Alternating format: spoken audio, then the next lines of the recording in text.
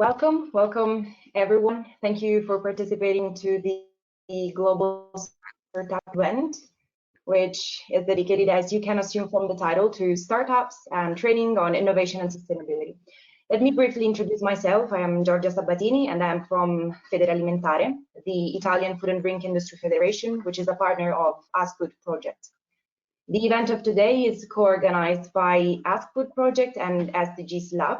And as you know, food and food-related sectors have always been a booming industry for innovators, and startups support and scale companies' innovations and disrupting the food industry. Companies and societies, they can both benefit from the activities of startups. And today we are going to discover some positive experiences from European startups. I would like now to give the floor to the colleague Hannah from SDGs Lab, which together we've gathered. We organized this event jointly. So Hannah, the floor is yours. Thank you, Georgia. A warm welcome from Vienna as well. I'm shortly going to say a few words about the morning session, because as you've probably already seen in the agenda, we have two parts, one in the morning, one in the afternoon. The morning session is dedicated to the startups and their challenges that they face when implementing their business idea, as well also like the training support, the training needs that they take along the way. So basically what we're going to do this morning is, after this short welcome of the organizing committee, we're going to have a short introduction on both the projects behind this event, which is AskFood and SDGs Labs. So you're going to see me again for the SDGs Labs introduction. And then we're going to have a input from Germana Di Falco, who's going to share her experience on trends of startups. So like where's the whole trends are going, what is important for the sector, what to keep in mind there. And then afterwards, we're going to have the chance to actually listen to stories of 4 really inspiring and diverse startups working towards sustainability in the food sector. So you're going to listen to Too Good To Go, Bella Dentro, FarmNow, and AWorld. And after that, we're going to have a short summary, a conclusion. There'll also be the opportunity to ask questions. And yeah, that's basically the morning session. Before then, the afternoon session will be introduced by my colleague Gerhard. Hello, everybody. Also from my side, I'm also joining from Vienna. My name is Gerd Schleining. I'm representing ISEKI-Food Association, and I will explain a little bit about the afternoon session and also how to participate actively in this event. The afternoon session will then focus on training methodologies for entrepreneurship and startups. And we have selected 3 methodologies, the incubators, the reversed incubators, and the so-called garage labs. We will have presentations of people who are engaged with these methodologies and also some experiences from people who joined these training methodologies. There will also be then a roundtable with these people, and also you will have the possibility to ask questions and also share your expertise and experiences. About the how you can participate in this discussion. You are muted during all the presentations, but you will have the possibility to raise your hand in the Q&A sessions. But you will have also the possibility all the time to post your question in the so-called question box. In your control panel, you will have an icon for the question box where you can post all the time your questions, and we will forward this to the speakers and try to answer all the questions, at least the most important ones, and some of them we will just answer in the question box. To raise hand, you have also an icon in this control panel. You see a hand. If you click on that, we will get the signal that you want to raise the questions, and we can also open your microphone in the QA sessions. I also want to inform you that this session will be recorded and will be available after the meeting on YouTube for reviewing. You see also the handouts there. In the control panel, there is the final agenda. And with this, I would like to finish and hand over to the moderator of the morning session, James, who will introduce the speakers and guide you through the questions. Thank you. Thank you, Gerhard. Good morning, everyone. My name is James Gunn, and I will be moderating this morning's session here. I appreciate the opportunity to be involved in a really exciting, innovative workshop here that's going to have a lot of hopefully informative, educational, and exciting knowledge about the trends here in agricultural startups and towards working on sustainability. So as we are going to move forward, first we're going to have a quick introduction about the two projects that were instrumental in organizing this event. The first would be the ISEKI-Food project, and we're going to have Paola Pitya presenting here briefly, and then we will also have Hannah Frost, who you met earlier from SDG Labs project as well. So without further ado, because we do have a very, very busy, packed agenda, and we do like to stay on time, I'm going to hand it over to Paola without further ado. Thank you very much. It's a great pleasure for me to share the organization of this event with SDGs Lab and as a coordinator of the ISEKI-Food project. The ISEKI-Food is an alliance, and you can see here is the acronym of Alliance for Skills and Knowledge to Widen Food Sector-Related Open Innovation, Optimization and Development. Actually, the aim of this project is to develop a permanent knowledge alliance between businesses and higher education in the food-related sectors by developing jointly some modern training and educational methodologies, but also to improve the academia, industry, and the stakeholders' interplay by a series of activities and tools that we have produced until now. To reach our main aim, actually we adopted and we are adopting a multidimensional approach covering multi and trans-sectorial dimensions with the involvement of stakeholders of different organizations and institutions in order to really develop a networking environment. The ISEKI-Food project per se is addressed and targeted to different categories and final end users, and you can see here that actually the aim includes also teachers, students of higher education, training providers, but also businesses and enterprises. And this event here actually, which is dedicated to startups, is an example of how there is a change also in the business environment, and we have to look also to the new realities that are promoting innovation. So actually the ISEKI project is really willing to be a new educational ecosystem for innovation and sustainability of the food value chains. There are many activities we have been developing. Many products have been developed really briefly because the time is running. One of them is the Smart Atlas that actually is a repository of a series of best practices related to different categories, and that is open both to just scroll and visit, but also to introduce and add your experience, I mean, best practice, and so to be really open and visible to all the visitors. The second outcome is another virtual tool that has been developed to investigate and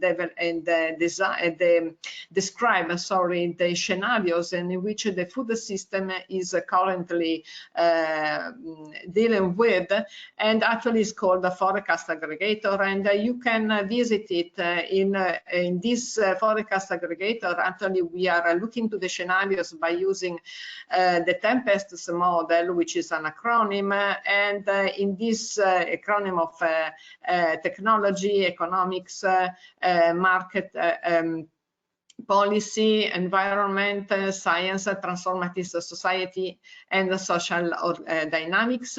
And for each of these topics, actually, there is a series of concepts, and the main powerful, trends traced. And we identify the new skills which are needed for the food sector.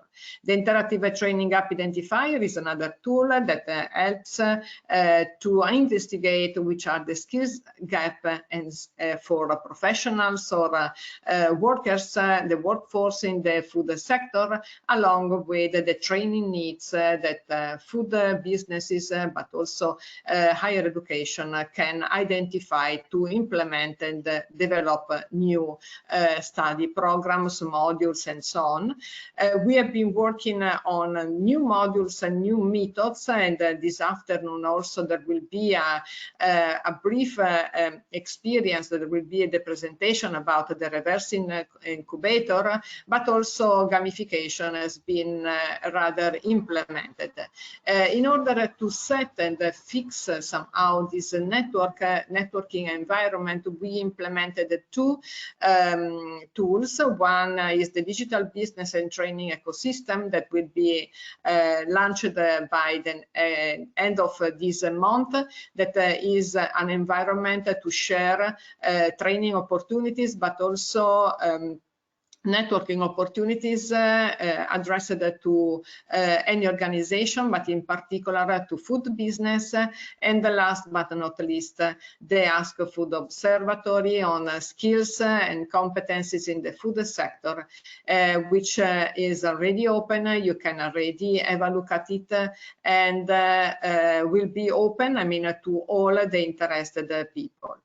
Our project somehow is rather interested to provide some benefits to the users and also to who can participate. And this event is just an example of how we would like to open our outcomes to any interested person, individual, organization, business, because all you can see here, these are our main target groups, but actually the exploitation and sustainability of all the products and virtual tools we have been implemented will be guaranteed beyond the end of the project by both the ISEKI-Food Association, for instance, the Observatory, but also the Smart Atlas, the Forecast Aggregator. There will be new projects that will be also using our virtual tools, and the University of Teramo that will contribute.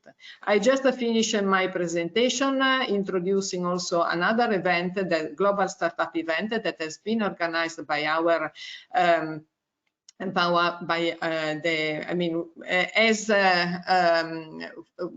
giving the scientific support to the organization of this event, which is will be held on 24th June.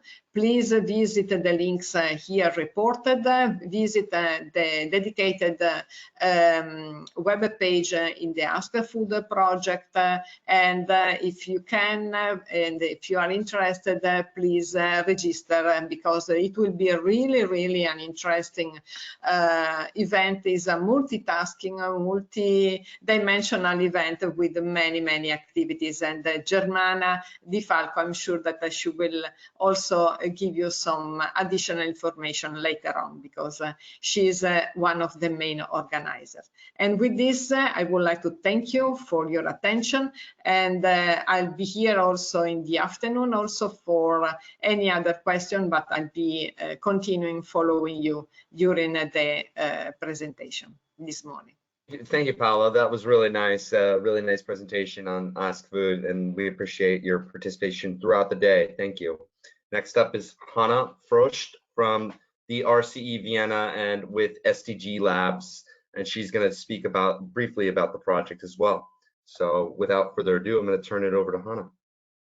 Thank you, James. Perfect. And also thank you, Paula, for the presentation. Okay, so quickly a few words about myself, because I didn't introduce myself in the very beginning. My name is Hannah Maxi Frost. I'm working at the RCE Vienna, which is based at the University of Economics. We are leading SDGs labs. I'm the scientific lead and also in charge of the dissemination of the project. So making sure that whatever we produce is also spread with the world and reaching the right audience and the proper target group. We're also an Erasmus Plus Knowledge Alliance, and just to give you a few ideas who we are. We are 8 partners from very diverse backgrounds, so coming from academia, business, but also civil society representatives, and we're operating in 4 countries, Austria, Germany, Italy, and Portugal. And what is the thing that drives us is throughout 3 years that the project is running, and all the 8 partners together with their diverse background, we follow one big aim, which is making the SDGs our business by bringing sustainability to the agribusiness and food production sector by actually bridging academia and business and bringing them closer together. So that's the core ambition that drives us. Why do we work with the SDGs, as we call it, SDGs labs? So we see them as drivers of innovation, industry transition to a more sustainable world, and also especially for the sector, not exclusively, but especially for the sector, as on the one hand, the sector is a big part of the problem, like contributing to like the unsustainable state. The sector also has a really great potential, as it predicted, to bring about more than 25% from the 196 associated targets of the 17 SDGs. So we see a huge potential there, and we see also still a lack on how to translate the SDGs, like those 17 ambitious goals, into practical means for the sector. So that's what we're actually working on.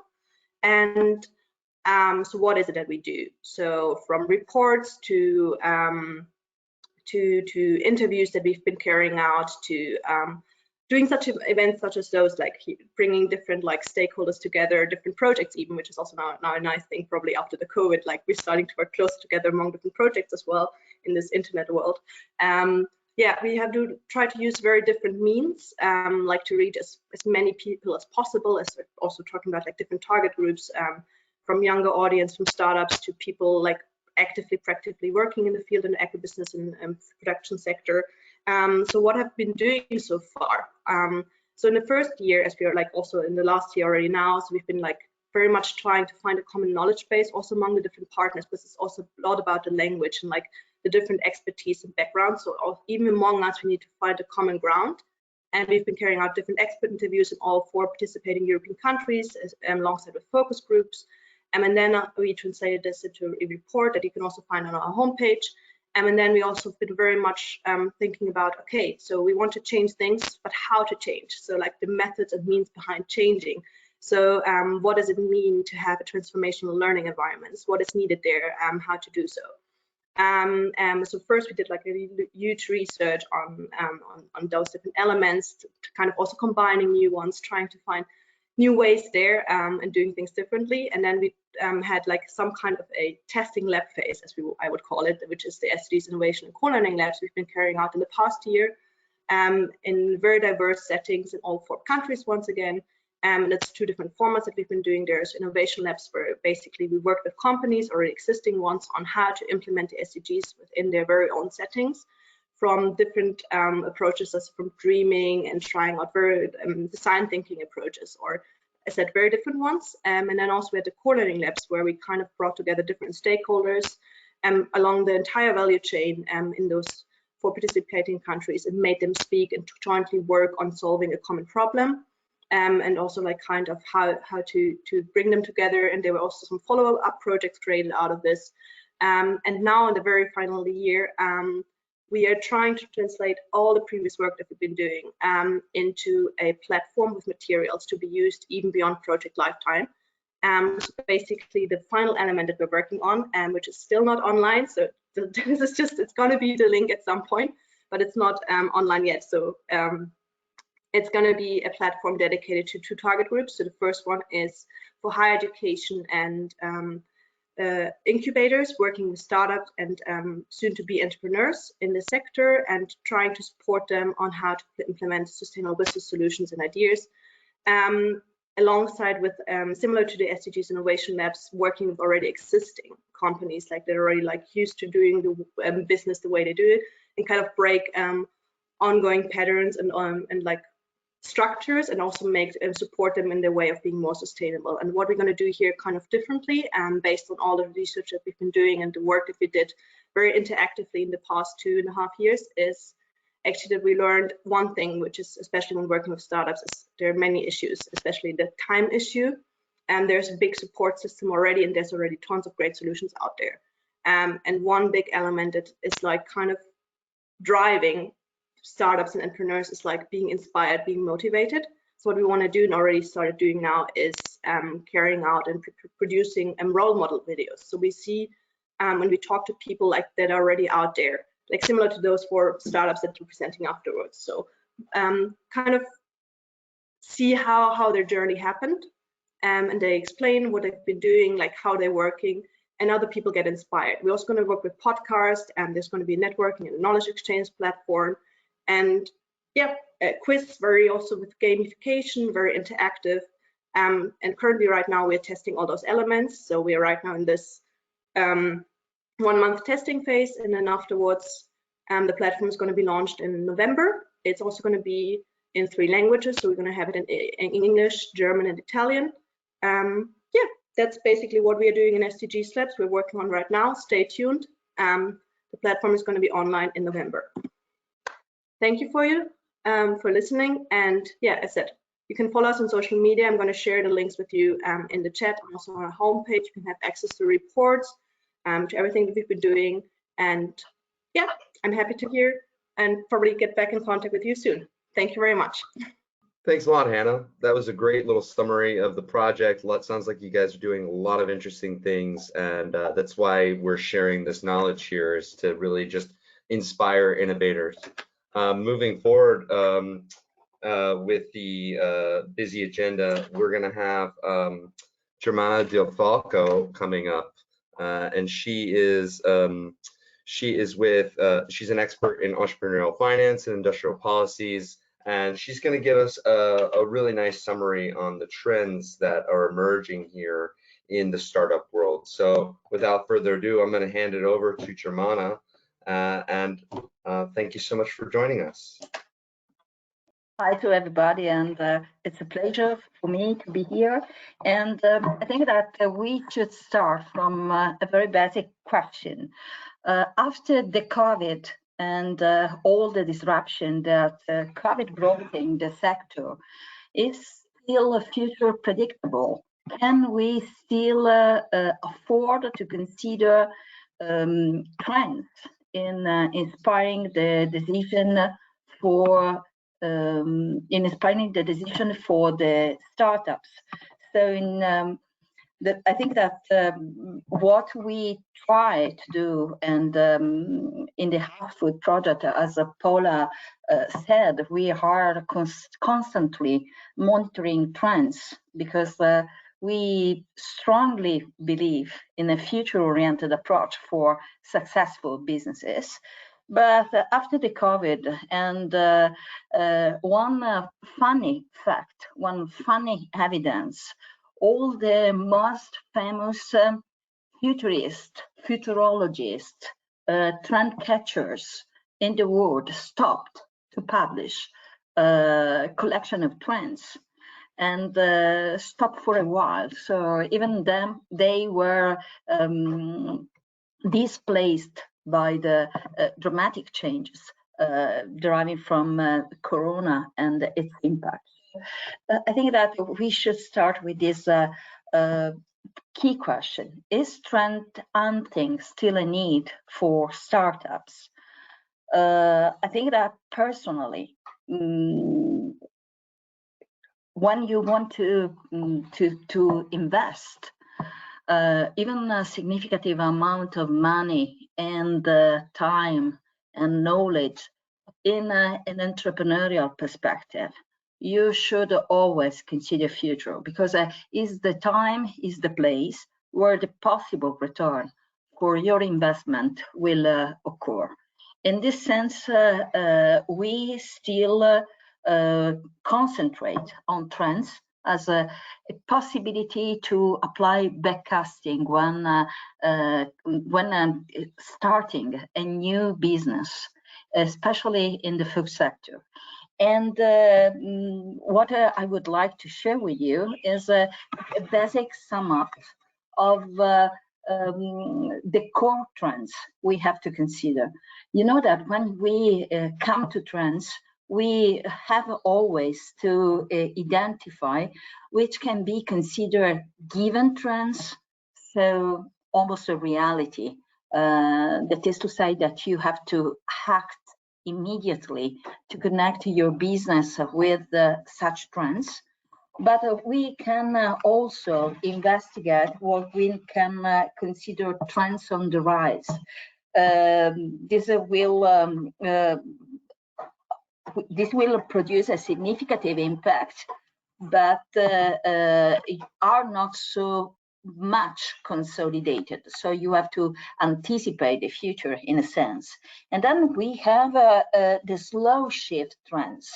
So something that is in a very next future to come, but you have to concentrate on weak signals in order to have a sort of a first mover premium when you consider them.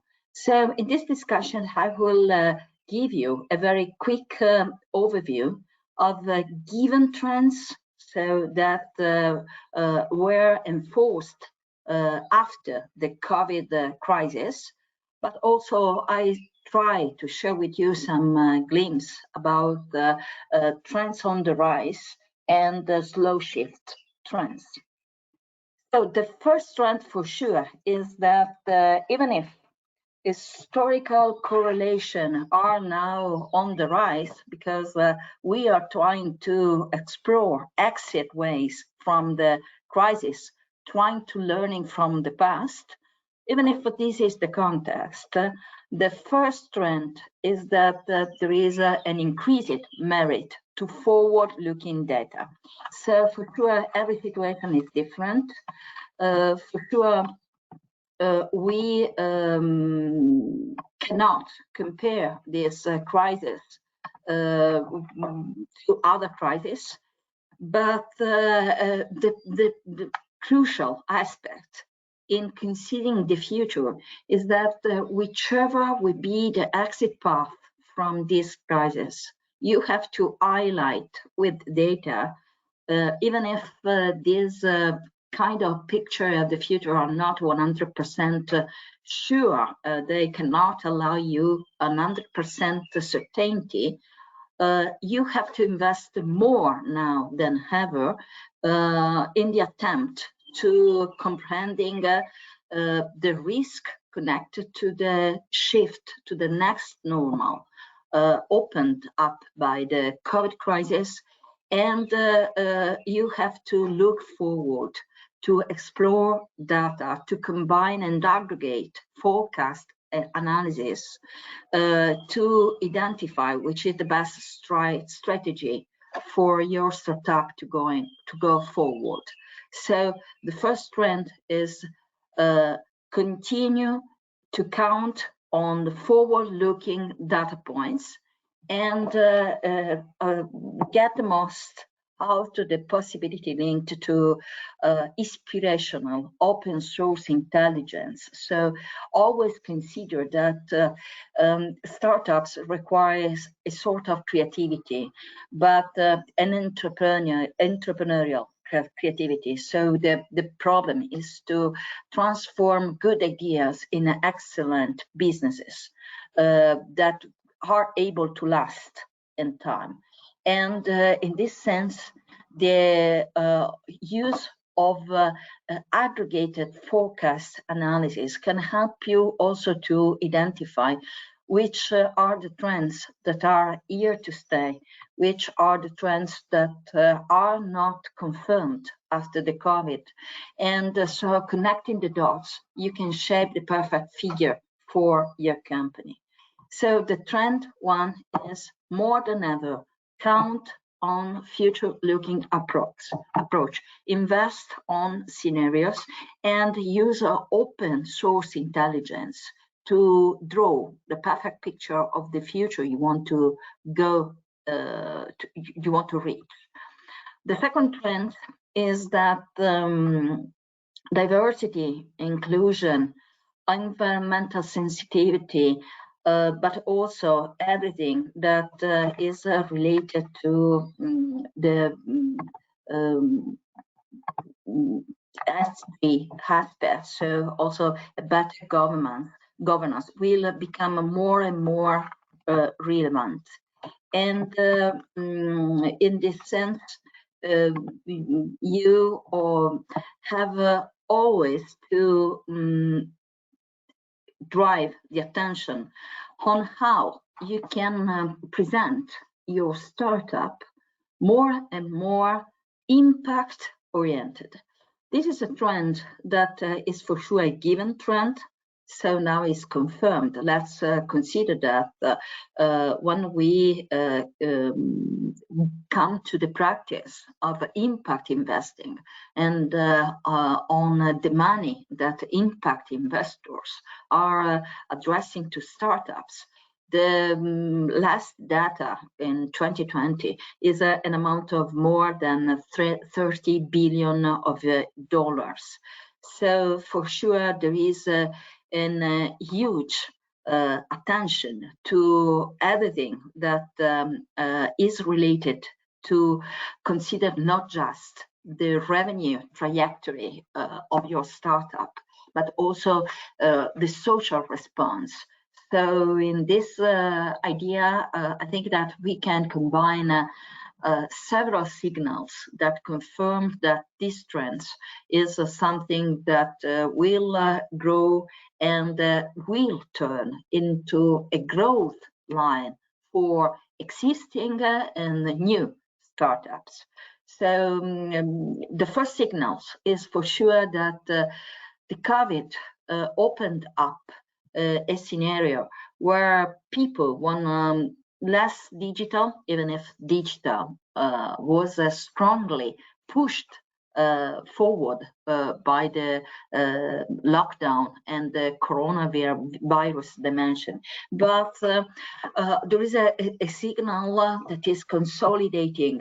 So people is more and more concerned and aware of the real world. So, for example, there is an increasing demand for real world products, that is to say, organic or net zero emission product or solution for the logistic chains and so on. The second signal is investors. So capital is looking less than in the past on blitz scaling, so a sort of speculative way to consider startup and to look for unicorn. After the COVID, even specialized investors are looking for concrete business with even not so bumping high rate of growth in the revenues, but that start from a very solid point of view. And for example, consider that in the past year, the number of startups that were started by executives, not by MBA guys or startuppers, was higher than the number of the traditional startuppers, profile-linked startups. And the third signal is that the way to not only do not affect the environment, but also to recreate the environment is leading to, for example, regenerative agricultural investment that are connected with several startups idea. So the second trend is for sure you cannot stay neutral anymore in respect of the ESG. That's why we are so happy of this combination with the SDGs Labs project, because it is a given trend that will consolidate more and more in at least the next 10 years or even more. The third trend is that COVID transformed all of us in more cautious and prudent guys. So even in this sense, startup culture is not so cool anymore. It's not the last emerging trend. What I want to say in this sense, that is more relevant now to consider that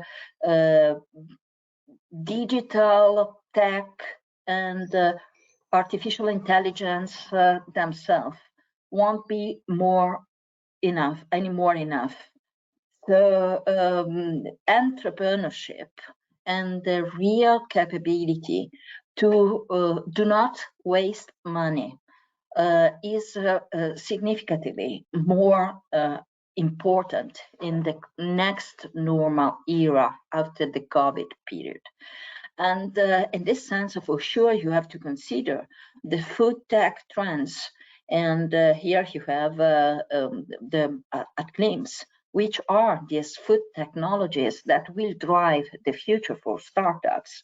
So alternative proteins and nutraceutical, e-commerce, food safety and transparency, personalized nutrition, even combined with DNA analysis and digitization, both for restaurants, but also in the food management, this environmental sensitivity, and so all the technologies related to the use of byproducts and the reduction of waste, robotics, 3D food printers. So all of these food technology stuff will stay here, but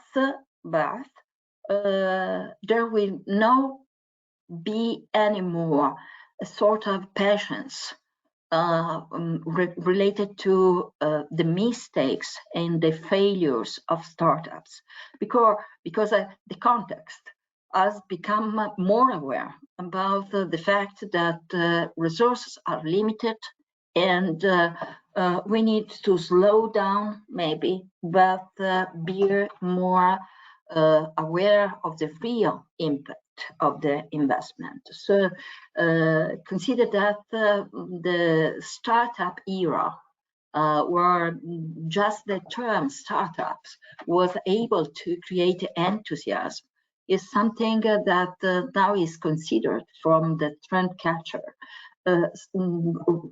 relegated to in the 2010s. So 2020s will be a different period with a different approach to startup.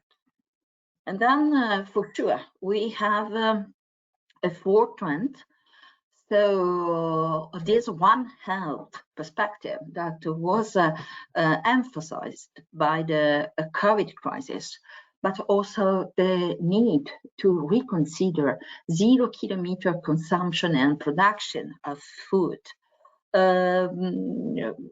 created the perfect environment and will create the perfect environment for startups that can produce guarantees about quality and the traceability of food. So the consumers want to ensure that the products they consume are the best possible quality, and they need to validate and see guarantees.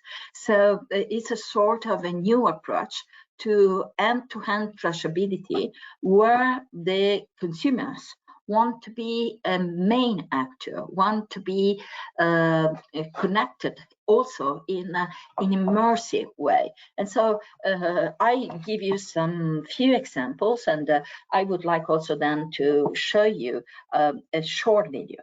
So for example, this fish is a startup that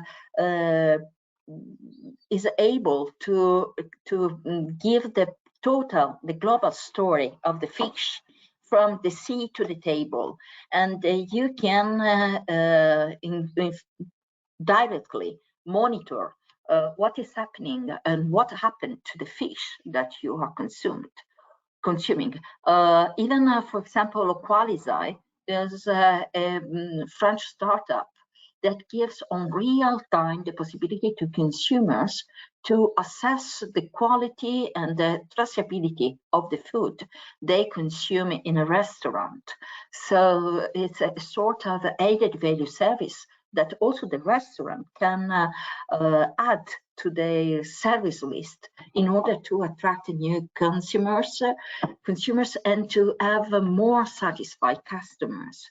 But for example, consider this startup, and I please ask you some help to launch the video. I would also to have this small break to introduce you this startup, Smart with Food, that gives a perfect example of these new trends. That is, as I was saying, a given trend, but it's connecting with also some trend on the rise. So the possibility to use artificial intelligence and machine learning to provide such a service. Today's consumers do not just buy products, they buy lifestyle. As a retailer, Smart with Food offers you a great opportunity to connect to people's lifestyle through a unique and disruptive food as a service model.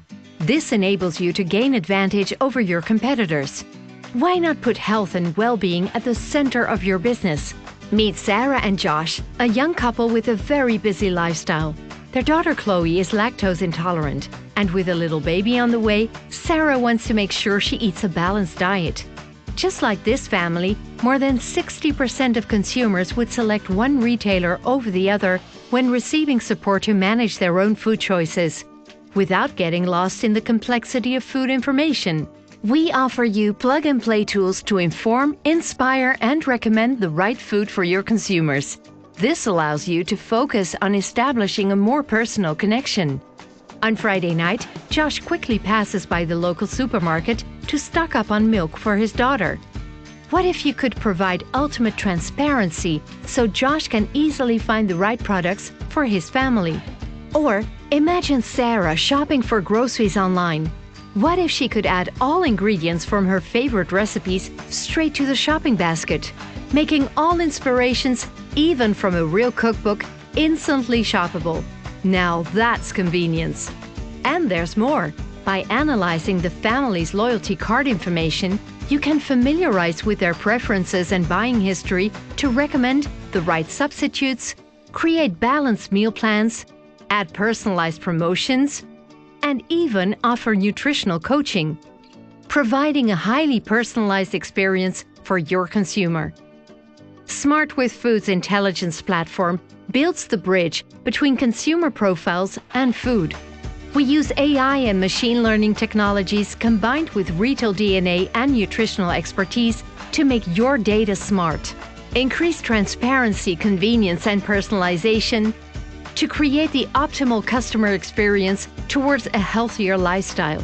With these key values, you can positively influence your business and ensure you have the agility required for the future of food consumption. With Smart with Food food intelligence, retailers see a significant growth in customer engagement, a higher shopper conversion of more than 13%, and a proven increase of over 5% in basket value. Ready to be smart with food? Contact us to understand how helping your consumer translates in an immediate uplift.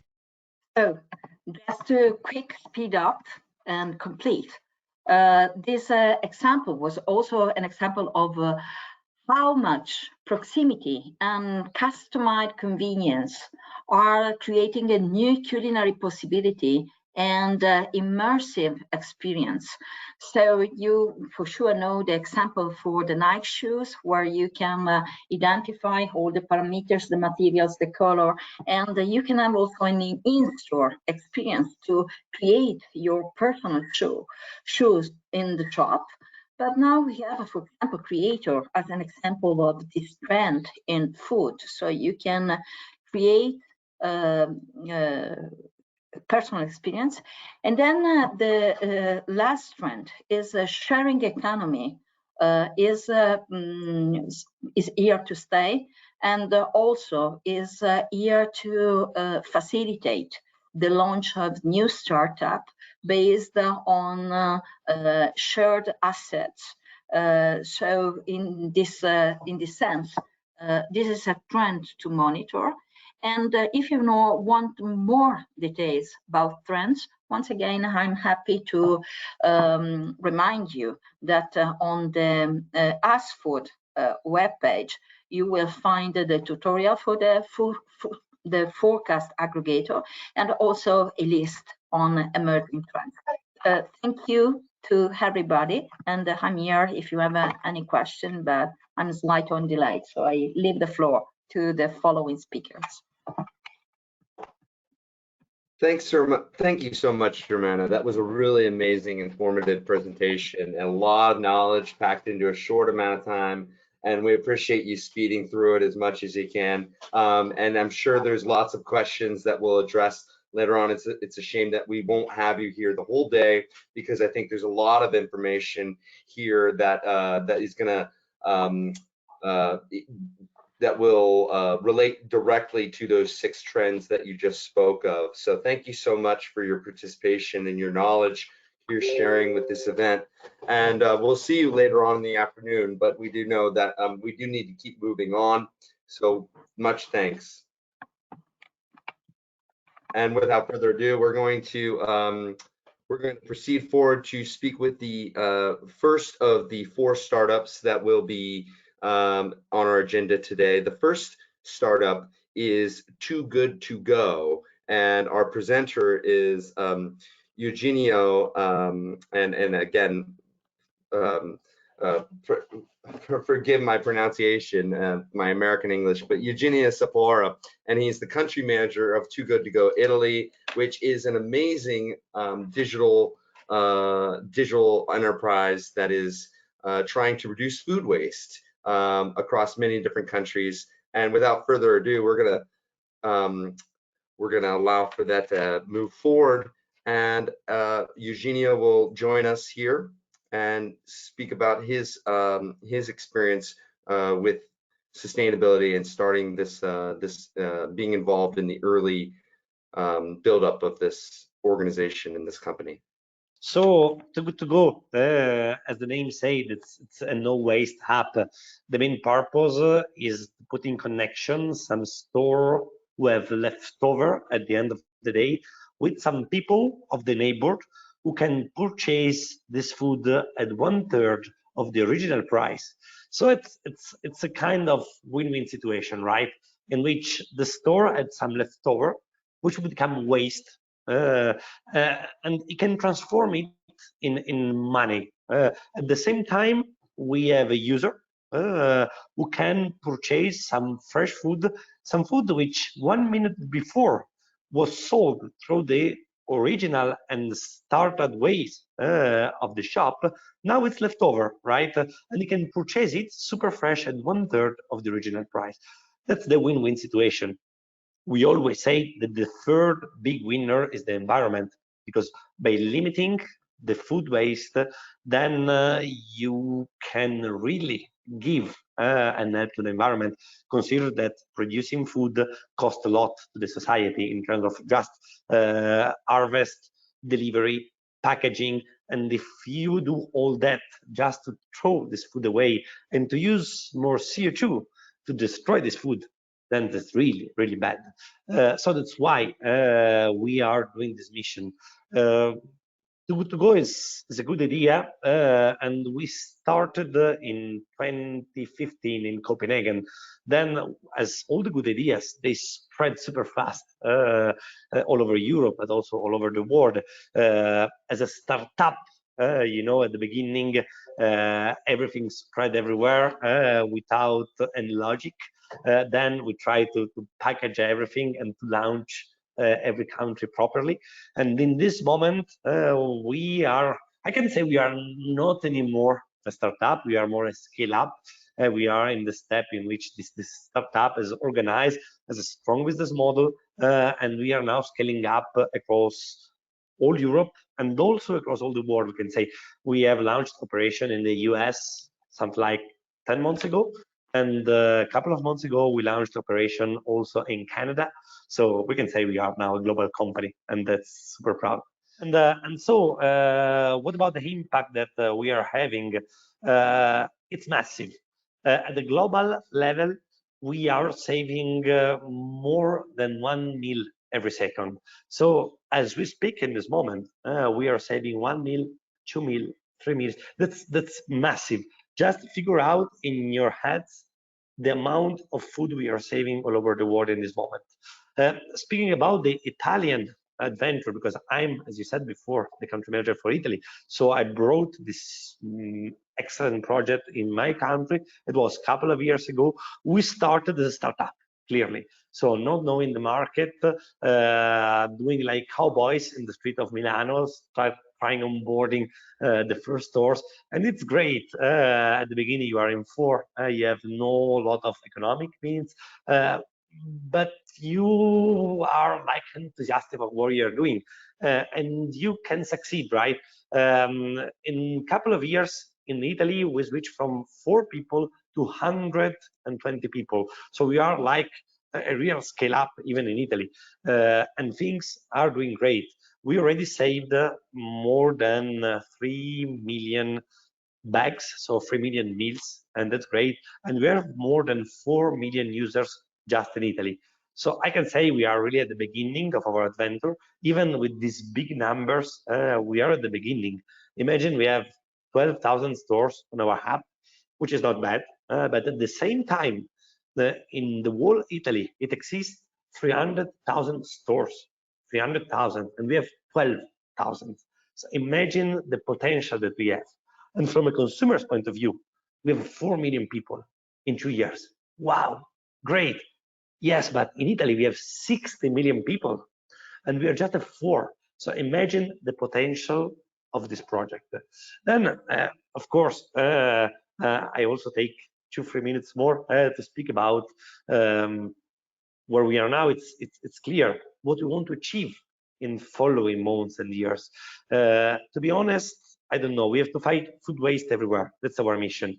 What about manufacturers? So start digging the problem of food waste directly where people produce food.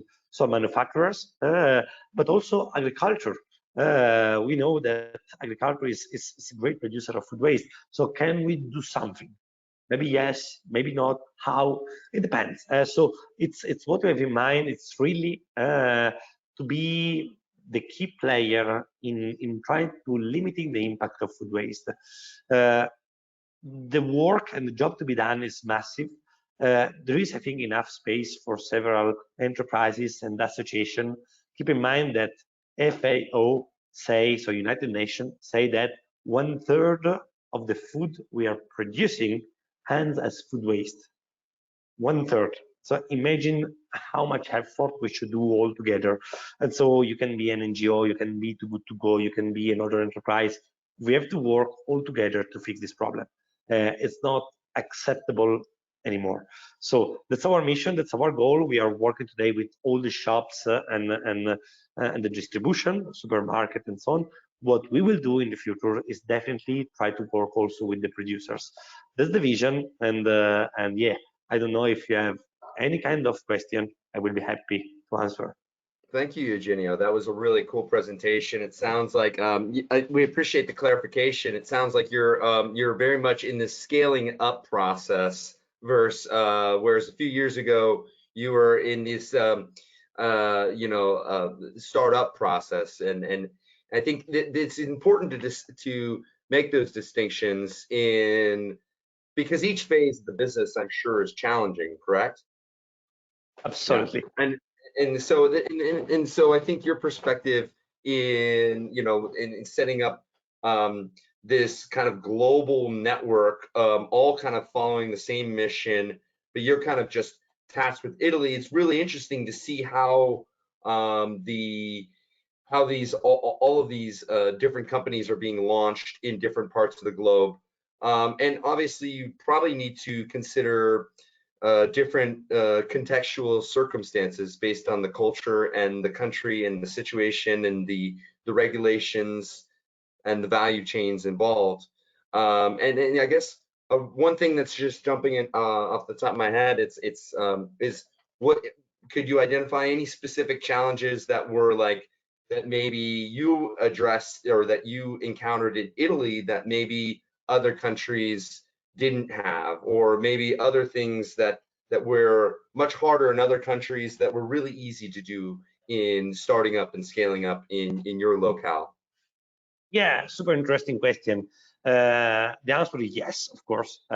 We can do plenty of examples. Maybe we can now do some clarification about this. And the second part of the question is, most of them we don't know yet. We are still at the very beginning of our adventure.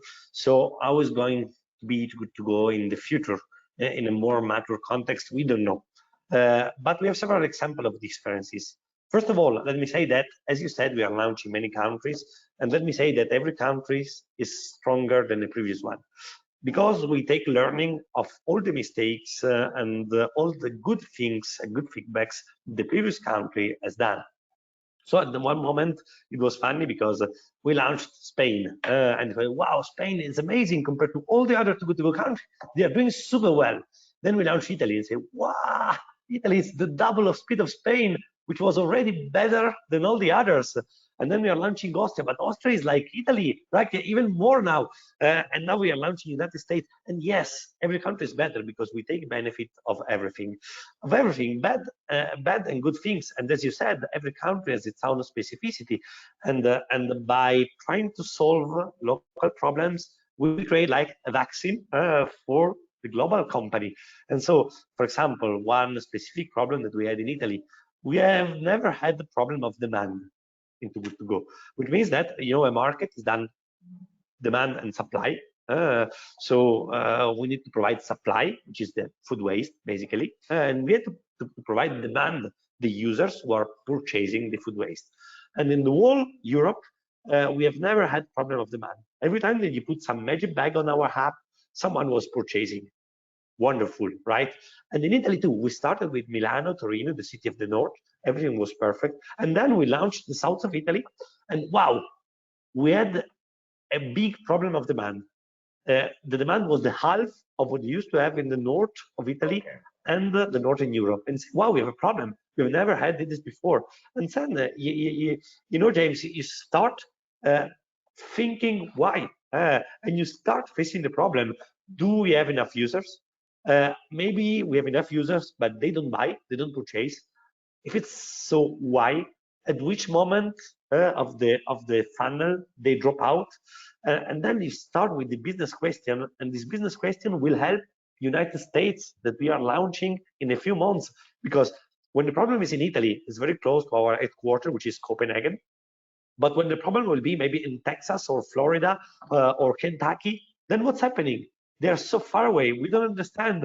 We will have biggest problems. So it's wonderful to have problems, to share problems, to try to find solution and to fix these problems in order to improve as a whole and global company. Yeah, it sounds like a really, really interesting evolutionary process with each step and expansion that your company is making. You're facing new opportunities and new challenges, but you're seeing positive gains on every front, which is quite inspiring. And I guess we don't have a ton of time, but I do have one final question to ask. And it's really kind of because we talked a lot about inspiring, and there are a lot of people in the audience who are in the startup scene globally. I think we have people from Brazil and the Philippines, and so any sort of inspiring stories is really helpful. So I guess if you had one piece of advice, I know it's a generic question, but if you had one piece of advice that you could lend to a new or budding entrepreneur to help them avoid some of the hurdles that you and your organization have encountered, what would it be? If you had any final advice for startups or other entrepreneurs?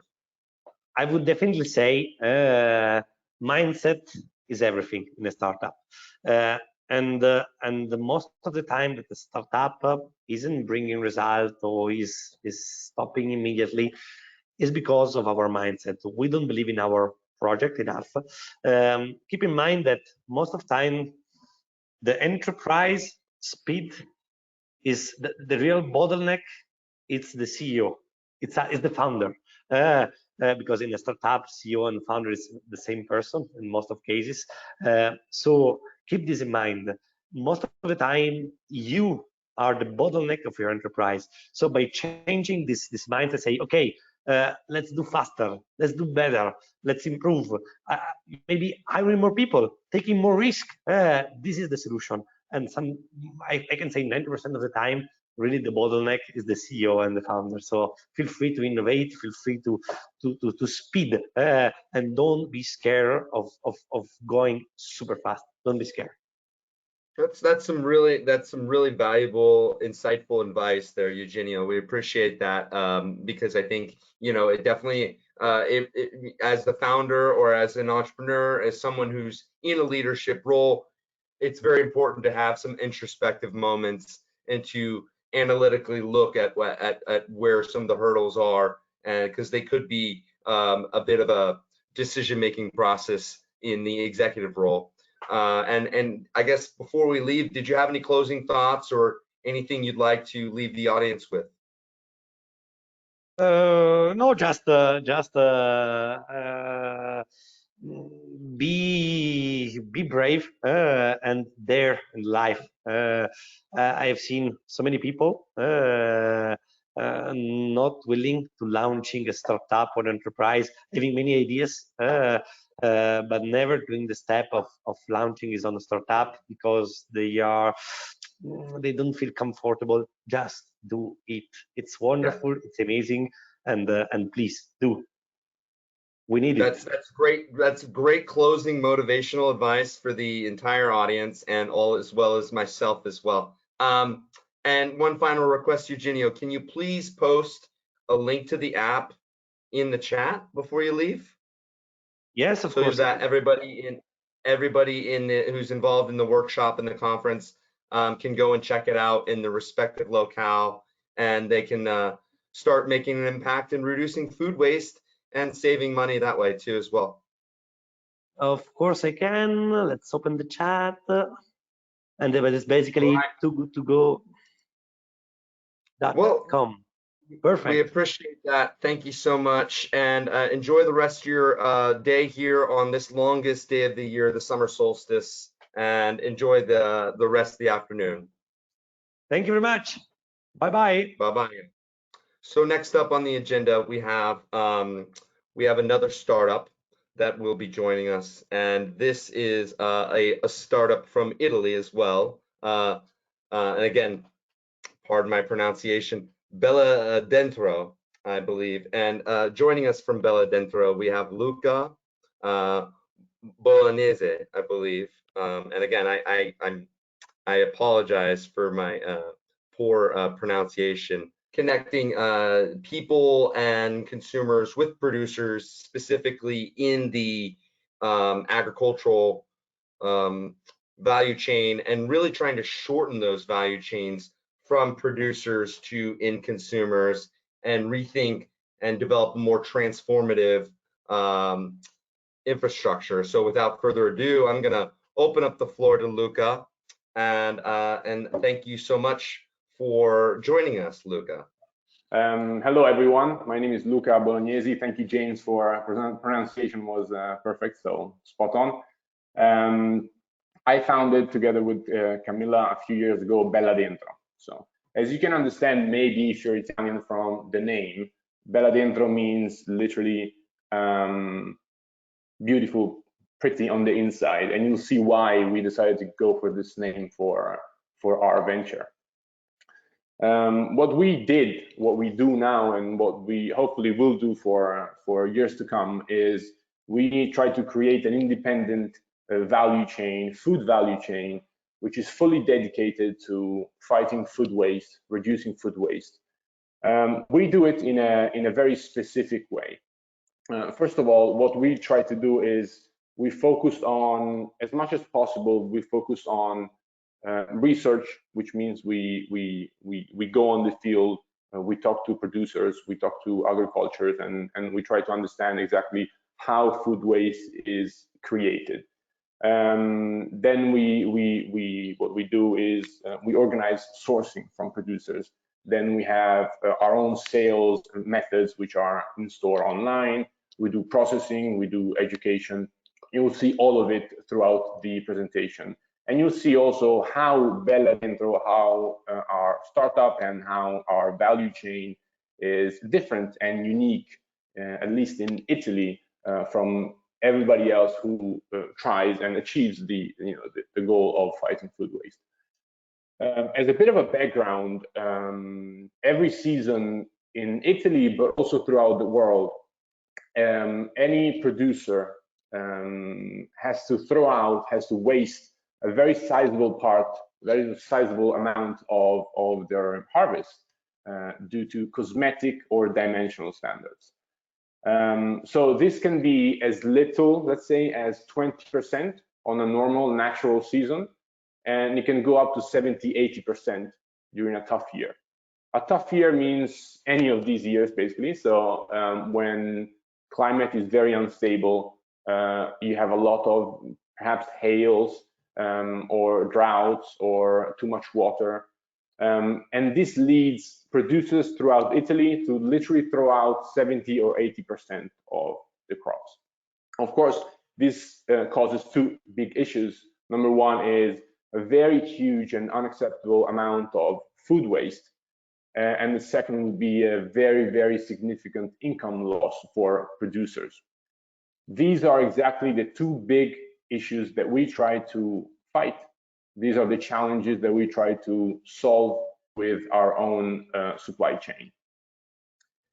So what we do is, you see in this picture, these are examples of imperfect produce, which are the produce that we buy directly from producers all over Italy.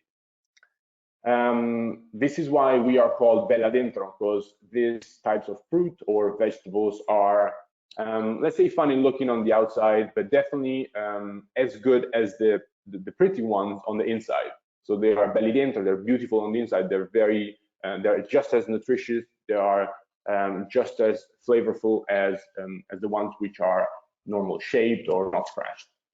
So in this picture, you see how a lot of fruit is simply scratched because perhaps it grows very close to a branch, so it gets slightly scratched throughout its life before harvest, or it's misshaped simply because nature doesn't do everything, with a circle or with a mold, so everything comes up in different shapes. When it comes to vegetables, it's the same. So you have U-shaped cucumbers, for example, or you have slightly bent zucchinis or peppers. Now, those are rejected by the market today simply because they are not beautiful enough on the outside. And these are exactly the ones that we buy because we know they will be thrown out, and we know that producers would lose a lot of money on them. Another type of imperfection that the market doesn't want is related to size. Whenever you do harvest, when you go and you pick fruit from the trees, like we did at the beginning, you see that people go and pick the fruit with this metal ring. This metal ring is given by distributors to farmers so they can pick only the right size fruit and veg, mostly fruit. So if the fruit goes through the ring, then the fruit is not good enough for the conventional market, and it gets literally thrown out. It's just thrown on the floor, on the ground. In this picture, you can see an example of a bad season, which happens very, very often today. In the green crate on the right, you see the fruit that it's okay to be distributed by mass market. On the red crate, on the left side, you see all of the fruit that it's thrown out. So if we didn't have today our project, this red crate would be thrown away. of course, it's not just a matter of crates, it's a matter of millions of tons per year just in Italy. So what do we exactly do? We were born in 2018 in Italy, and slowly and steadily we created our own value chain for food, which, as we said, is focused 100% on fighting food waste at the very first part of the supply chain. So this is what makes us different, in the sense that we focus on producers, we focus on farmers, and we focus on the harvest. So whenever they harvest, they have to throw away a lot of fresh produce, simply because it doesn't meet the cosmetic, the dimensional, the aesthetic demands of the market. But from a pure, let's say, nutritional, but also from a quality point of view, the fruit and the vegetables is exactly the same as the ones that you will find in the supermarket. So we focus on researching on the field with producers. Then next step is we created a network of farmers, producers that we directly buy from. We source from them, no one in between, and we do it at fair prices. So we only buy the imperfect produce, and we let them do the price. So it's their own produce, so they know the price, they know the value, and they tell us what they need to make on their produce in order to turn a profit. So it's not just avoiding food waste, but also making sure that producers make the right amount of money, the right amount of profit, even on the aesthetically imperfect produce. Then we process part of the food. So we have our own lab. Again, we do everything directly. So we set up our own lab. We'll see later how this is slightly special lab. We process it into juices, jams, dried fruit, dried vegetables. I'll give you a bit of examples later on. And what makes it different in a way is that we buy from producers, and directly part of it goes to the lab. It's not what's left over from the stores that goes to the lab. It's what we channel directly to the lab, so we can purchase twice as much as we did when we didn't have a lab open. We sell, of course. So after we buy the produce from producers at fair prices, we sell in our stores, and online we sell fresh produce. Direct to consumer, again, there's no one in between, there's no intermediaries. We are the only one between the producer and the consumer. And then we invest a lot in awareness. We do a lot of research, as we said before. We publish it on our website. We use we use social media channels to push as much as possible awareness on the issue of waste, what it causes in terms of food waste, and what it causes in terms of economic impact on producers. We started with a very hands-on approach, me and Camilla, a couple of years back. We wanted to test the market, because most of our produce is really, really different from what you see in the supermarket. It's bent, it's scratched, it's small, it's big. So we took a 3-wheel truck, we toured the city, we bought from producers, and we sold directly to consumers. And for us, it was a year and a half basically of market research, selling the fresh produce and understanding the reaction. Reaction was good. In fact, it was great. People loved it. It was very fresh because of the very short value chain that we created. So we decided to move on. October 2020, so last year, we opened the first store in Milan. The reaction was even better than what we expected, which for us was great. And in June 2021, actually, so about a few weeks ago, we opened the second store, always in Milan, and we will open many more. As you can see from the few pictures of the store, we try to invest in an image that is very clean, is very modern, it's very different from a normal average fruit or vegetable seller, and it's very it's packed with communication on what we do, how we do it, and why we do it. So direct source from producers, buy at fair prices, buy the imperfect produce, which are a big economic issue for producers and a big environmental issue, and then we sell it direct to consumers. As we said before, we do online as well, but online we focus only on what is processed. So what it's, juices, the dried fruit, the dried vegetables, the jams. This is because we fight waste, and we know that e-commerce on fresh food can cause us a lot of waste. simply because demand and supply from a time point of view, they're not always, let's say, matching. So we don't want to waste even a single case of fruit or veg.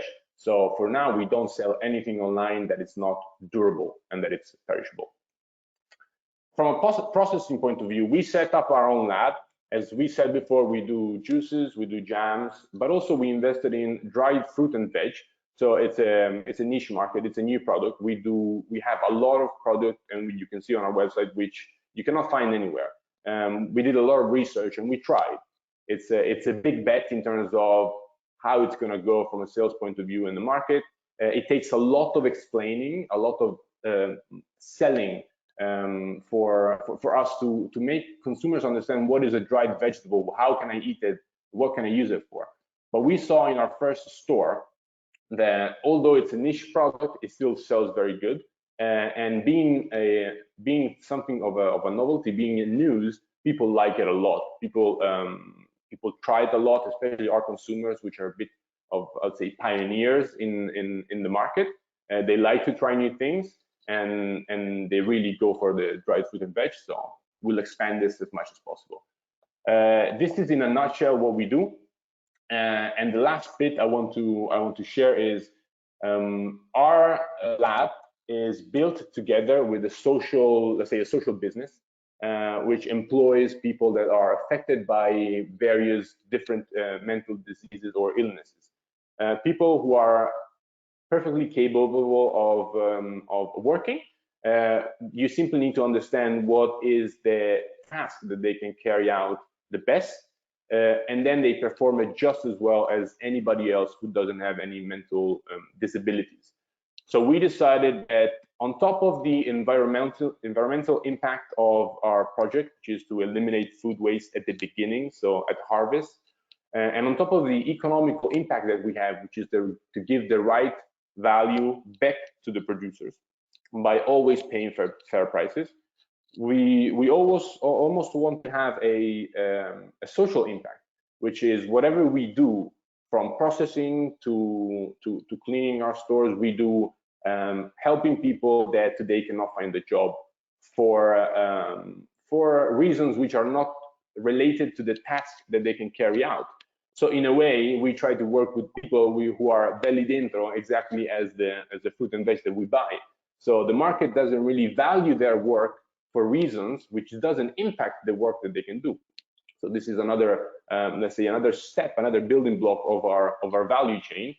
And this completes what we try to do as a company, and what we will keep on doing for the next few years in Italy to reduce food waste and create added value for everybody who is involved in our value chain.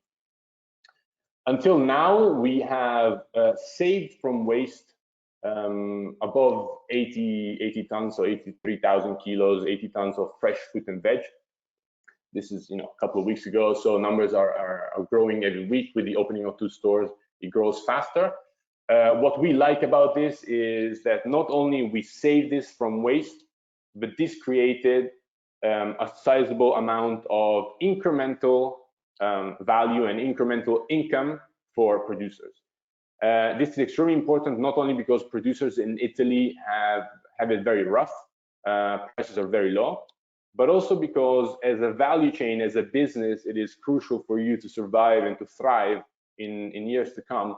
It's crucial that all of your stakeholders, so your suppliers as well, are extremely happy with the way you interact. And when you pay the fair price for a produce that nobody is expected to sell, because nobody is expected to sell, cosmetically or produce which is bello dentro, which is imperfect from an aesthetic point of view, they're extremely happy and they work with you very, very fondly. So this is what we do, and this is who we are. On our website, you can see our research, you can see our details of our business, who we are, me and Camilla, and the people that work with us, where are our stores, and a bit of our future endeavors, and we'll see what happens. Well, thank you so much, Luca. That was a really nice presentation, and it's really inspiring to see, to hear your story and to see the journey that you've gone down and to really, I think this is an amazing, amazing, innovative service that you're providing, because it's helping so many, it's hitting so many of the different targets, and that's what here at SDG Labs we're focused on, because we understand that agriculture does hit 25% of the SDG targets. And I guess if you wanted to go ahead and share your link in the chat, that would be great, so that way it stays with us, because I know people are coming in and out throughout the day, and they may want to go back later on and kind of do a little homework at the end of the session. I guess, well, we don't have a ton of time left before we do go for a break, but we do have some time for questions. And a quick reminder to the audience, if you have questions, please enter them into the chat. We can compile those, and we can include those into the program. I guess the one question that really stood out for me, is when I was hearing when I was listening to your journey and the inspiration, and it seems like you have a ton of challenges, especially with consumer preferences, and really working with the consumer to help inform them about the misleading standards that the mainstream market has promoted, through practice. I mean, what were some of the most effective ways that you were able to really get this message across to your potential consumers who may have been on the fence? You know what I mean? Absolutely. So it's a very good question. It's the biggest challenge, let's say, or one of the biggest. So from a sales point of view, from a consumer point of view, is the biggest challenge is to overcome the paradigm, the equation that perfect outside means perfect inside. So the first thing that we did, and we did it only because we started small, so we could afford to do it, is we had a few events in Milan where everybody could literally taste. It was before COVID, of course, but everybody could taste the fruit and veg that we had. So we showed them the raw fruit, say untouched, and how it was imperfect from an aesthetic point of view, and then we simply let them taste it. So we opened it up, we cut it up, and they tasted it, and they said, wow, it's amazing.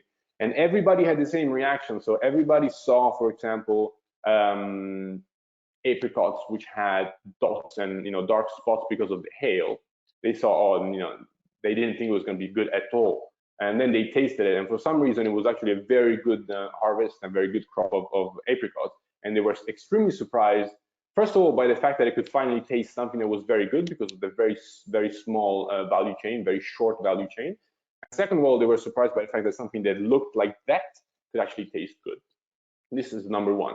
The second point, the second way that we actually overcome the barrier of, okay, it doesn't look good, so I'm not going to buy it. Since we cannot let everybody in Milan or in Italy taste our produce, it's a bit difficult. We invest a lot in awareness. So what we do is the way we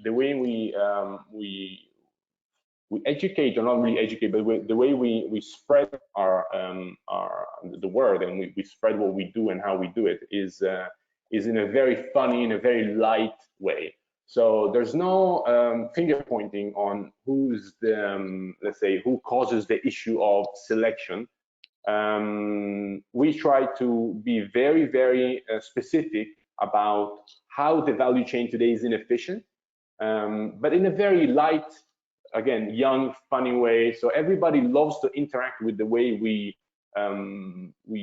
show our research, simply because it's fun. It's not a lecture. Nobody is put under the spotlight. There's no finger pointing, and people love that. And we do this online, but we also do it in store. Everybody that walks in the store for the first time is given a small speech, which is a very light-hearted speech, but gets people very close to the producer and to the fact that this food is wasted, and it creates a very significant income loss for producers. So the approach is all about being light, because the theme and the topic is not a light topic. Nobody wants to hear about how much food is being thrown out. But if you do it in a right way, it's just a fun conversation to have. and it brings people's heart closer to your mission. And from a consumer point of view, it creates a very, very big loyalty. We see already with only 2 stores in the city. So this is how we tackle the consumer issue. Well, that's really inspiring, especially creating that consumer loyalty and that brand preference. You know, that's really key, especially with word of mouth marketing for small companies like yourself that are trying to grow organically, maybe don't have a ton of money to put into marketing or advertising and public outreach. And I like the idea that you are leading with positivity in your messaging, and especially because yes, you have to do a fair bit of consumer education, edutainment, and you know, and that's the key. Is what you are doing is product differentiation, but you're not saying, oh, their product's bad. You're saying, well, ours is good and actually better, you know, in a lot of different metrics. We don't have a ton of time, but I do have one final question for you, Luca, before we move on to a break that we're going to have before we have our final startups coming up. But one final question to leave you with is, I guess, looking back, you know, starting a business is a trial and error process, much like life is. And what were some of them? What was missing in the early stages when you were launching your business, or is there anything that you would have done differently? I know it's kind of generic, but it's helpful to a lot of the people in the audience, I think. I mean, I think it's the right question to ask everyone who starts a business, and I think you will get a different answer for anyone who's asked the same question. So I'll try to give something specific. I'll try to talk about something specific to us because I think it makes sense. So whenever you try to solve an issue within a current value chain, whatever it is, in our case it was food, but any value chain. If you try to solve an issue, it means there is an inefficiency, and whenever there is an inefficiency, targeting that inefficiency, it's very difficult by definition. Otherwise, there wouldn't be an inefficiency. In our case, the inefficiency was how the market doesn't like to distribute imperfect produce. And to solve this, we had to go directly to the farmers. Now, this is where the challenge began for us. And this is because the market from a producer point of view in Italy, but in any agricultural or economy, is very fragmented. So in order to have an impact, but also even just to do research which makes sense, you need to go to a very, very large number of producers and farmers. You need to understand how a small farmer is affected by this issue, a medium one, a large one, or an enterprise, a farming enterprise, because they all are.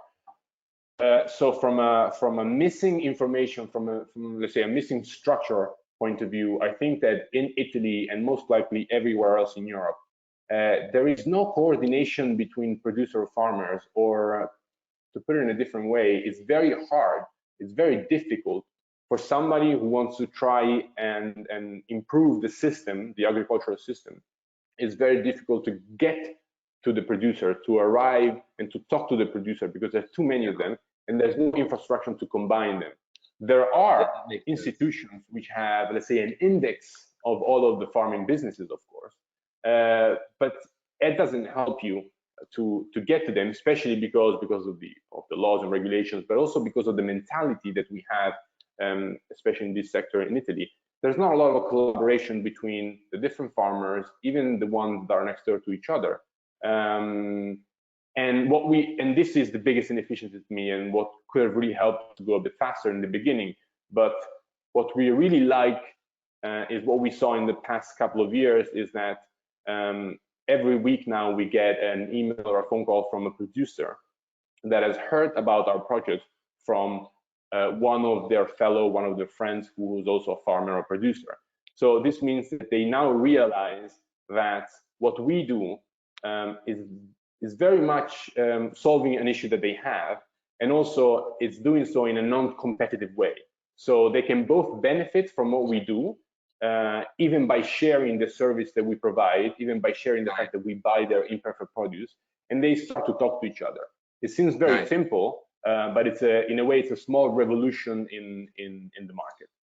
Well, if anything, what you're doing is you're transforming the interactive nature between these small producers from kind of a competitive aspect where maybe distributors might be pitting one producer against the other to get a lower price, whereas now you're actually helping them all serve the greater good, and as you said earlier, paying them a fair price. So I think this is a really inspiring story, Luca. Thank you so much for coming and sharing your knowledge. And we hope that you are also able to find some inspiring stories from some of the other entrepreneurs and startups involved in today's program. And keeping with the program today, thank you so much, Luca. Next on our agenda, we're going to be continuing our showcase of European startups in the agriculture sector, and our next presenter will be Alessandro Armilata from FarmNow.edu or FarmNow.eu, which is a really interesting company that's looking at solving some of our urban food production challenges. And so Alexander is going to be able to present this really innovative idea for how to really green up our cities and tackle a whole host of problems that we're facing here. So without further ado, I'm going to hand over the mic to Alexander. Thank you so much for joining us, Alexander. And what I want to share with you now is a bit of different take on the food system. In terms of we try and recreate the existing food system and do extreme localization of the food production with a focus on cities. And we're called FarmNow, and we do shared farming that is as easy as eating. Now, everybody knows the issues that we have in cities with food. The picture of a highway behind some food lorries stuck in traffic, I guess everyone knows some of these facts, is that 8 out of 10 kilos food are being consumed in cities, but only 1/10 or 10% is being produced there. We know that particularly when you have children, that younger generations are starting to lose connection to food, where it's grown, how it's produced.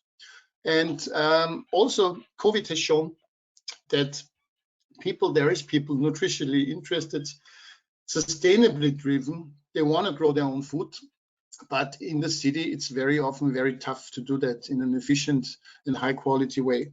So this is where we said, listen, it's a human right that every one of currently 4.4 billion, this is 55% of global population, citizens who live in cities have the possibility and can grow their food within 1 kilometer of home. And it's not only the right, I think we can make it the new norm of fresh food production. It will be for the good of all. And we come up with a farming as a service system that marries the vertical farming with the sharing economy in order to create massive social and ecological impact. And that big number of 658 billion that you see is admittedly putting the ball far away into the year 2050 if we get our way. Between carbon credits, water, electricity, healthcare, and fuel costs, massive savings can be created. Now, this is the why. How do we do that? We use technology that maximizes taste. So it's not a la pour la to just go for technology. We build on the joy of sharing modern farm infrastructure. And key, reduction of effort, space, obviously, and knowledge barriers. And if we do those three things, then farming really gets as easy as eating. What this means is that we build modular, scalable farm. You see it as an addition to a building. You see it on top of a river in that context. You see it added onto the back wall of a building. You see it on top of a one-story building. And these are ready to grow spaces in shared vertical farms and in rooftop micro farms in residential building sector. And convenient people cannot just subscribe to a harvest share. And the farming as a service means that it's plug and play, so you don't have any invest, you just come and farm. It's all inclusive, meaning from the booking process in 5 clicks on the internet. It's included that you also have automated irrigation, climate control, energy, lighting. Then you're very flexible. You mustn't invest for a long time, or not even invest, but pay for a long time. We orientate rental based on crop cycles of plants. So if you grow salads, then it's going to be a 4-week rent. If you want to do vine plants like tomatoes or cucumbers, it's going to be 10 to 12 weeks. And those farms are connected in terms of being IoT and AI enabled. So every plant spot in every grow module of every of our farms is a data point. And with each crop cycle, the system improves overall. And secondly, it's a community building system. So it's those farms are in your neighborhood. They're on the rooftop of your residential building. We actually believe that in 10, 20 years from now, it will be common that people, when renting apartments, will ask whether they have their rooftop farm and they can produce their own fresh food, because it's so A, tasty, B, healthy, B, sustainable, and saving resources. So you get your food from your neighborhood via modular scalable farming. We're taking the approach of aquaponic farming, because reducing to a minimum, if at all, artificial fertilizers. We utilize vertical growth technology. And as I said, data-driven, you have a whole biometric monitoring of whether it's PC, EC value, humidity, temperature, lighting, you name it, it's there. And as a result, you get more harvest in beyond organic quality, and that with less resources. Quick process, as I said, very simple. The important part is service, farming as a service. We understand that from seed to plate. So it starts off in your booking process. You get the help of an interactive planning aid that tells you, okay, I'm a family of 4, we're big salad eaters, so we would love to utilize and test it for a month for a salad crop. We want to have 30 kilos as a result. And then the program will tell you, you need just one grow lot of 2 square meters in 4 weeks time, and that will happen. We sell seedlings and young plants to you. There is a collection of YouTube video tutorials of all the plants you can grow at FarmNow. And since we have established the entire process and do a life cycle analysis from planning to building to operating the farms and each individual parts, you can also get the carbon and water footprint of the plants that you grow. During the grow phase, unless you have decided to let us do all the growing ourselves and you just come for the harvest, you will be coached on site, because the big farms, in particular the Grätzl farms, are not 100% rented out to public. About 20-25% we manage ourselves. So we have our own expert team, farm guru and educated team that assist you. Then you can stay in touch with your plants via help of our IoT infrastructure, which translates to a live plant stream. So you're watching Euro or you're on your holiday, you nevertheless can be in touch by checking on your mobile and see your plants. You can also, if you're a techie, go deeper and look into the biometric monitoring and see the current pH value of the water or the EC value or how humid it is at the farm. After your grow phase, we also support you, one being a farm shop and the bar on site where you can taste the daily harvested products with bowls, with salads, with smoothies. There's a virtual marketplace as well as a weekend farmers market on site. So the community and farmers can either sell surplus product or buy from other farmers. And there is regular community events that add to this. From a business model, we have a rental customer base that comes to us for renting space. Out of it, because for example, in an aquaponic farm, you cannot share the aquaculture. So that's a central management from us.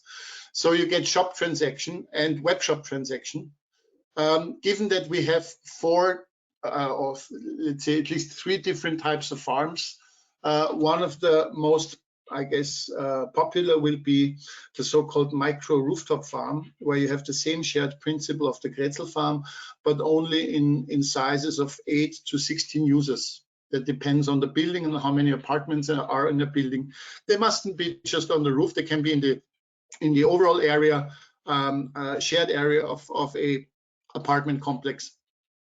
And also important, our challenge and actually the solution that we propose is that the farms will be energy positive. So it's not a discussion about competition of space on roofs compared to photovoltaics. No, it will be integrated. So all the farms will have photovoltaic integration, will be producing their own energy. And this is a key thing, that each farm, we're looking at one grow lot of, let's say, 2 square meters, where you grow about 120 salads per month. This translates to about 65 to 70 kilos of product. And you have 12 harvests per year. And in that process, one grow lot of 2 square meters will save about 6.5 ton carbon. Now, currently, the EC system is only set up for heavy industries and for the airline industries.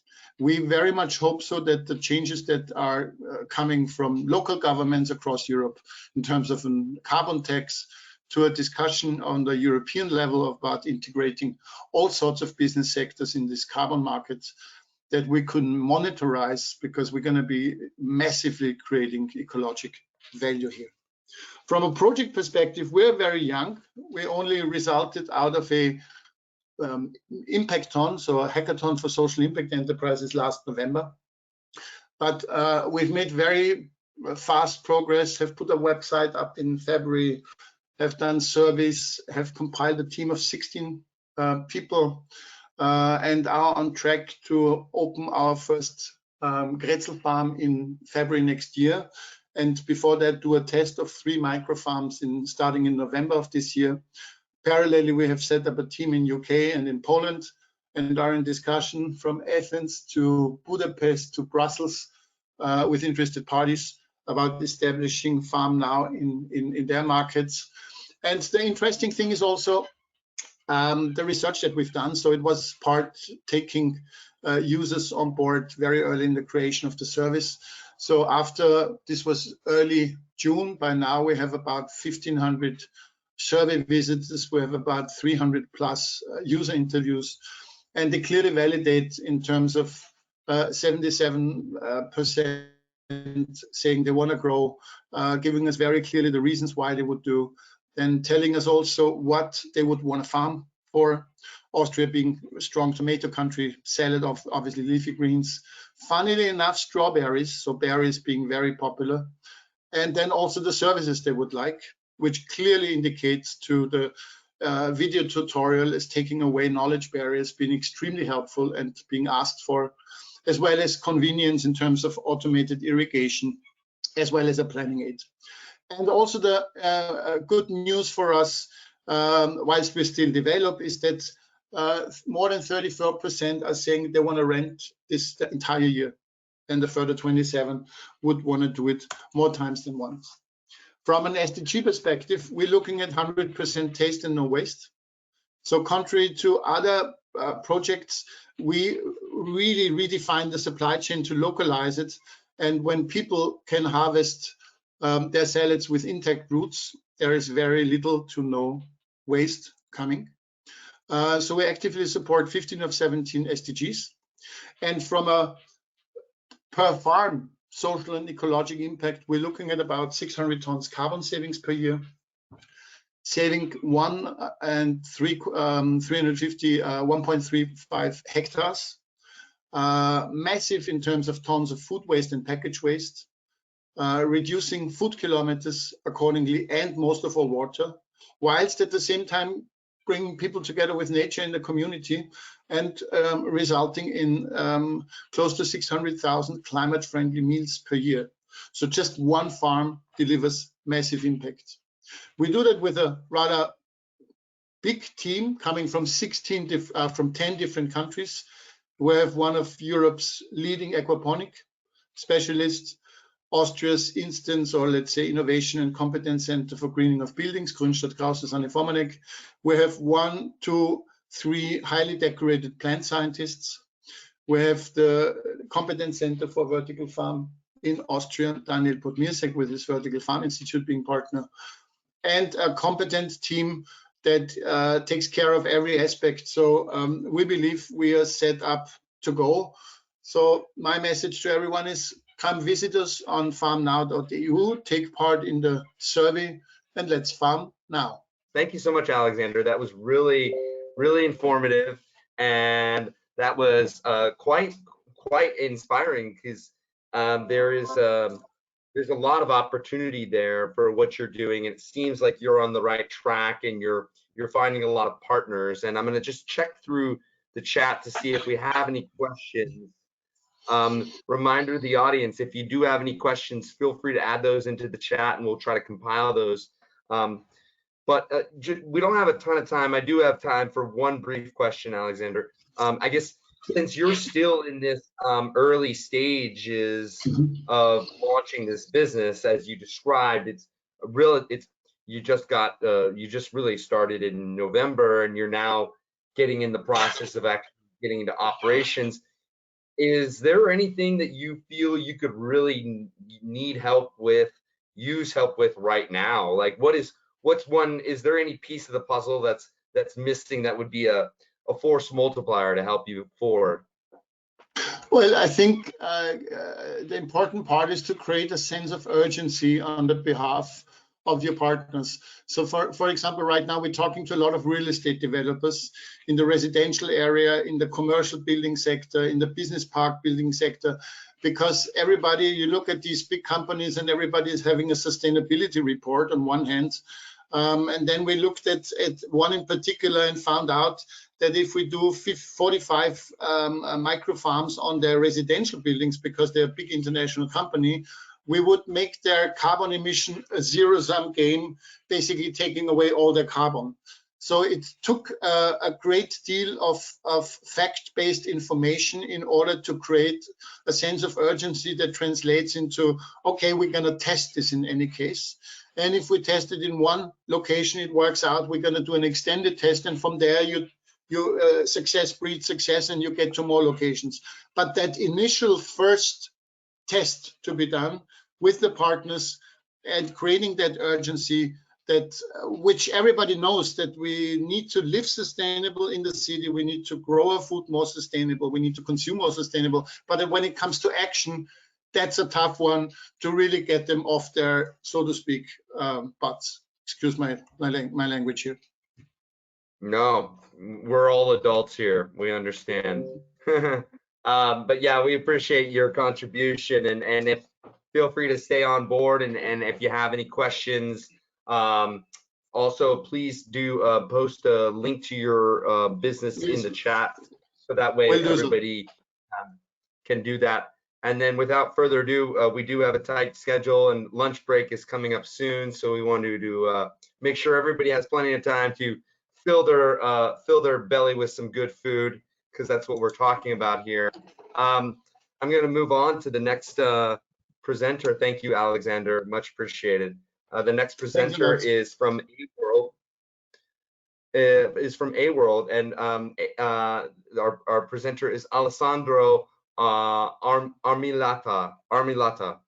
Again, apologize for my really poor American interpretation of these Italian names. I need to spend more time in Italy. It's obvious now. But just quick brief summary of AWorld Solutions.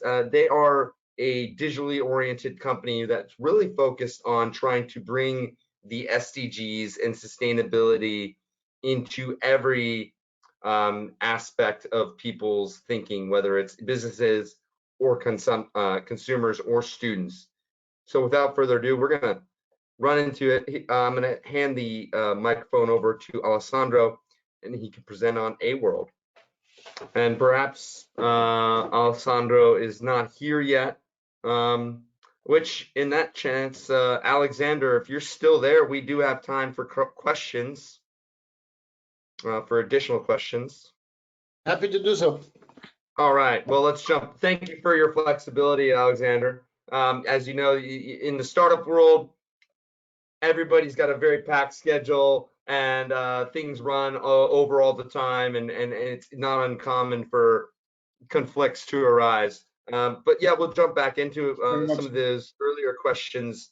I guess when I was looking at your presentation, it was really inspiring and really cool to see all the different applications of the ideas that you have, whether it's private residential or municipal or something a little more private oriented. I guess it seems based on your profile, you've started a few businesses. You describe yourself as a serial entrepreneur. What have been the biggest things that you've learned since starting this business in particular, or maybe some of the other things in the past? But again, we have a large audience here. We're trying to share as much knowledge as possible. Thanks for having that question. I think the biggest thing I learned because of it coming through a hackathon or an impacton in that case, so there was 72 very intensive hours. We were posed with a challenge. There were like, teams found themselves in a second, completely without a plan. And after 2 days or 3 days, you come out with a 2-minute video that in our case became the starting point for so much what we've done since then. What my message is, you can do anything you want if you have like-minded people, and you can find them anywhere in the world. So we did this whole thing over this past 9 months, completely remote. We only since last week have an office, a project office where people start to meet. And half of our team is split between LA, Croatia, Poland, London. So they won't, or Cyprus, so they won't join immediately, but you can do it because, if you're driven by one joint vision, and you find the time and make the time, and in our case it really has happened, you can even remotely develop such a quite complex product, because controlled environment agriculture, so these new modern vertical farms are very controlled, and on the other hand, shared economy, being very user-oriented, opening it and democratizing vertical farming so everyone can benefit, poses quite some technical challenges as such. But so far we could manage, and for me, I would have thought, okay, such a technical and multidisciplinary competence requirements would mean a lot more life development. And I've seen obviously it's more positive. Everybody wants it, but it can work without it. So you're the master of your own destiny thanks to these experiences. That's what I sense, and what I can convey also as a message. Yeah. I mean, and I think it's important for us to learn from these experiences. This experience in the last year has helped us learn all sorts of new tools for collaborating, not in personal settings. And like, while there are some drawbacks, it would be great to be in a room with everybody right now in this conference. However, it does allow for much more flexibility and inclusiveness. As you said, you have partners and collaborators and contributors from all over the globe in different cities, and it's a lot harder for everybody to fly together and always be meeting in person, much more commitment. So that's a good point there. And I guess another question I had for you is that so I mean, what sort of training and support would be helpful for you right now as you're in this? You're very much in this launch phase, aren't you? Well, training and support. Well, we have 2 weak spots in our team. We don't have we do have a finance manager, but not necessarily very experienced in fundraising and investor relations. And whilst I've done it in the past, I have a team, a product team. I'm the product owner to focus on. So currently we're talking to a couple of parties who would like work as a sort of funding and finance manager externally. So we shell that out to people who know about that. That's one thing. And the other thing is really getting a very intensive process to find the right locations.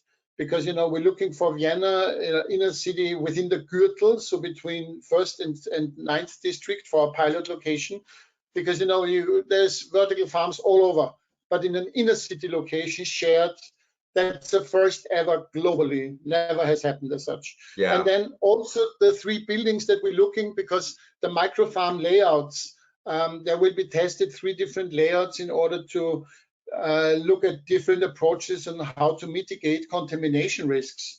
Because one of the key things in a shared environment is that every person that comes in, because he wants to go about and take care of his plants, he can bring potentially pathogens.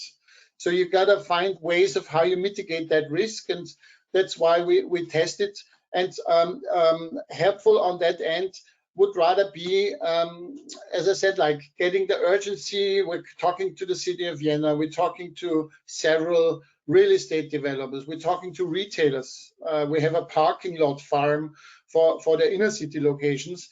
And that first approach of saying, okay, let's try and test it out. That's where I really would need help. And as far as I'm concerned, those things don't go as fast as I would like them. Because you have anyway, it's a building permit, it's a physical building, so you have a certain lead time, and you want to make sure that the selling process goes as quickly as possible. So you then focus actually on the architectural planning, energy planning, blah, blah, blah, and hope so. And I totally understand and relate as someone who used to work in the community development and urban planning world. I'm familiar with when you start living and constructing in the physical space, there's a lot more consequences versus launching an app or something like that. In the digital world, so coming from your perspective, it could be understandably a bit frustrating given the pace. However, this experimentation process is a necessary first step in order to really what it sounds like you're working on is a proof of concept, and putting it in a place where where as a pilot project, it's gonna garner a lot of interest. It's gonna show that this is a feasible idea that's going to have so many benefits, and we really do appreciate your contribution, Alexander. We have the proof of concept. We've done already in our partnership. There is a farm that works since 4 years, aquaponic farm, works to perfection. Yeah. So that part is done. It's more about, and that's why I also was keen to take part in your webinar today, because we have already a lot of interest internationally, whilst we still develop our pilot. But we've said we're not going to be, let's say, tight in that context. We open ourselves if there is partners who think and are aligned in terms of vision, and they want to take on what we do and do it in their own local market, be it in Milan or in Oslo, or be it, I don't know, in Madrid. Be my guest. Please contact me and we set up something. We're doing that currently already in 5 different cities other than Vienna. That's awesome, and thank you so much for participating. And a reminder to the audience, feel free to reach out to any of the panelists afterwards. Our information is included on the program website as well as the agenda. Alexander, thank you so much for your participation, and thank you for being around to answer a few extra questions. And I'll see you around in town. And without further ado, we're going to move on to our next presenter, which is Alessandro Armilata, and I believe, are you here now, Alessandro? Hi, can you hear me? Hi there. Yes, I understand. I can hear you, and I'm glad that you were able to join us. I understand the technical difficulties are sometimes barriers, but we can move through these obstacles.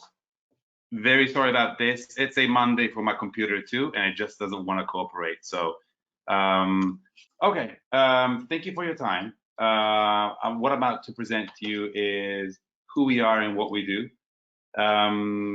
We are AWorld. We are an Italian startup. We built this project between Torino and New York. We are a team that started with three founders. We worked for the digital world. We helped companies, retailers sell online. We did this pretty successfully. We worked a lot for the fashion industry, and this is where we really work with bigger brands. As I mentioned, we come from the fashion industry. The three people that you see in the previous slide, my partners Marco Armilata, Alessandro Armilata. We come from the retailer world. We work for the fashion industry, and the last few years we helped companies sell online. After 10 years of guiding companies and building platform for these companies, we actually went to see one of the manufacturers, and one of these manufacturers was in Asia, and we actually saw the devastating impact that the fashion world had on people and on planet. We were walking one of the aisles of these manufacturers, and like anyone in the fashion industry, you always try to understand what is going to be the next coloring season. What is your competitor doing? I asked one of the ladies that was walking us through this company and said, okay, so tell us, what is the next coloring season next year? And this person guides me and says, well, if you want to know the coloring season next year, you need to go and check the color of the river, saying that all of the liquids and all of the acids that were used to make fashion will be then reversed into the river. That was the first time that we realized that we were part of a mechanism that wasn't really working anymore. That was damaging and impacting people and planet both in a devastating way. We decided to leave that world behind, to come back to Italy and try to help other people also see the impact of their actions. Because what we need to say is that at that moment, we saw that T-shirt that we were wearing, that I bought in Italy, had an impact on people that were on the other side of the world. So our mission became to try and somehow to guide people into understanding what is the impact of our daily actions.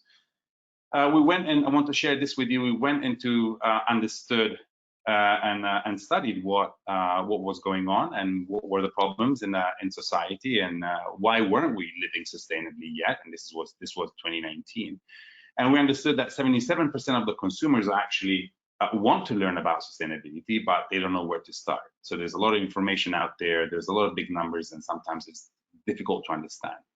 Even better, though, people feel the need to take action and need to know. So there is an inside will that says, okay, I want to take action. I want to know more about it, but I really don't know where to start. What is the ABC of it? Sometimes as consumers, we find the topic of sustainability sometimes complicated. We picture dystopic scenarios. When you think about climate change, you think about a polar bear on melting ice or fires everywhere. So it really puts us away, and it pushes us away from the problem. And even I think one of the biggest points here is that the people fail to see the impact of everyday action. So, okay, I need to recycle this bottle of plastic, but what is it going to do, and why is it important? And what is the impact that this bottle of plastic has on the environment? And what is the benefit if I recycle this? So this became actually our mission, is try to guide people towards living sustainably in a society and culture that really doesn't really incentivize sustainable behavior, since we've bombed with messaging and consumerism messaging every day of our lives. So if we can move to the next slide, Georgia, we decided to then embrace and look around us and look at the UN and what the UN was doing, since UN is the guidelines of sustainability. We've discovered the SDGs, the Sustainable Development Goals, and we decided to just catch a plane and go to one of the UN climate weeks and go to talk to people and to understand what was going on and how could we embrace this mission. We're a small startup. We were like 5 at the time, based in Torino, and we just we were doing our best. So like every tech company does, we decided to put together a platform that uses all of the recent techniques that we were taught in order to not sell products anymore, but to try to encourage people into learning sustainably and trying to engage with people. So in the next slide, we've developed a platform. The platform is called AWorld, and it's a platform that works on the frame of the SDGs, on the 17 Sustainable Development Goals. It aims to guide people and companies and organizations towards living more sustainably and advance the Agenda 2030. So our prerogative and our goal is to guide people towards a better sustainable living. We do this with a platform, but our interface that we use today is an app. An app on the next slide that is the interface that guides people, that uses gamification techniques in order to encourage people. It engages, and then we measure the impact of what these actions are. So the app works as a guide. It tells you brief positive messaging on how you could become more sustainably. We work strongly on education. We engage you with sustainable actions, and then we're going to go and measure what these actions are. On the next slide, Georgia, thank you for the help. One of their biggest achievements was talking to the UN and actually being invited to support the UN biggest climate campaign, which is called ActNow. ActNow is the United Nations campaign for individual action on climate change and sustainability. We've been invited by Melissa Flemings, the Undersecretary General, where we actually rebranded the app to AWorld in support of ActNow. And now we join the United Nations with this mission where we want to educate, engage, and foster change into people, and really nudging what our behavioral daily behavior are by using gamification techniques. So you'll be able to see the partnership with the UN. The app is on the UN's homepage and the UN's Sustainable Development page. So strong partnership with the UN, where we take this message worldwide. On the next slide, let me see. Just now, it's really not collaborating. We have an impact. We have a methodology. This is how we do it. We've learned that in order to educate and foster change, we need to have at least 3 phases. The first is the awareness side, where we actually teach you and educate you on sustainability topics. This could be really food related, water related, energy, transportation, whatever it makes sense to talk about, and whatever touches the SDGs. We then have a second phase, which is the engagement side, where we actually ask you to take action and to form your own community. And then we go in the third phase, which is the measuring of impact. This is where we're going to go and tell you exactly what are your actions are doing, and what are you saving by doing these actions. To go slightly deeper in the awareness side, in the next slide, we give you positive and engaging content. This is our way of talking to you through brief messages. We give you daily tips. We give you these journeys. Journeys are like on demand, like mini Netflix series that help you learn about these topics, that you can start with small brief videos in order to engage with you, encourage you, and also inspire you on these topics. We have then quizzes that help you, where you can get points, and really these points help you move ahead into the gamification system. Second part is of the methodology of the engagement side. Next slide, where we ask you to take action. We show you the savings of these actions. So for an example, James, take a 5-minute shower against a 10-minute shower. Why is that important? It's important because you'll save up to 50 liters of water. And we'll show you, and this is where we actually show you for each action what is your saving. We measure savings and not emissions, since emissions kind of make you feel guilty somehow. And savings, by measuring your savings, you see your impact grow. We launch challenges in order to stimulate the adoption of these habits. And then into the next slide, we'll show you how we measure the impact and where it's listed in the app. So your profile will have all of your savings, how many actions you took, how much CO2, water, energy you saved. And we do this at the personal level and also at the team level. On the next slide, I'm going pretty, I'm sorry if I'm going pretty fast on these. We opened the platform and the app to organizations and companies. And this is where we learned that actually companies are willing to take and engage with their stakeholders. On the next slide, we understood, if it's something that I can show you and can bring to you from our studies, that sustainability became an urgent topic before even becoming important. So we see companies rushing and taking and doing activations. We're seeing companies engaging with multiple stakeholders at the same time, where really the companies that are ahead in this game are using the triple bottom line, where they're not investing only on profit, but really investing in people and planet at the same time. Next slide is, we understood that there is a need to engage multiple stakeholders. These stakeholders could be really the employees of a company, but could also be clients, associates. We've seen companies use this with schools, for example, or with employees or with customers. So there is need to educate and engage with multiple stakeholders, and this is what we help them do based on shared values, which are the Sustainable Development Goals.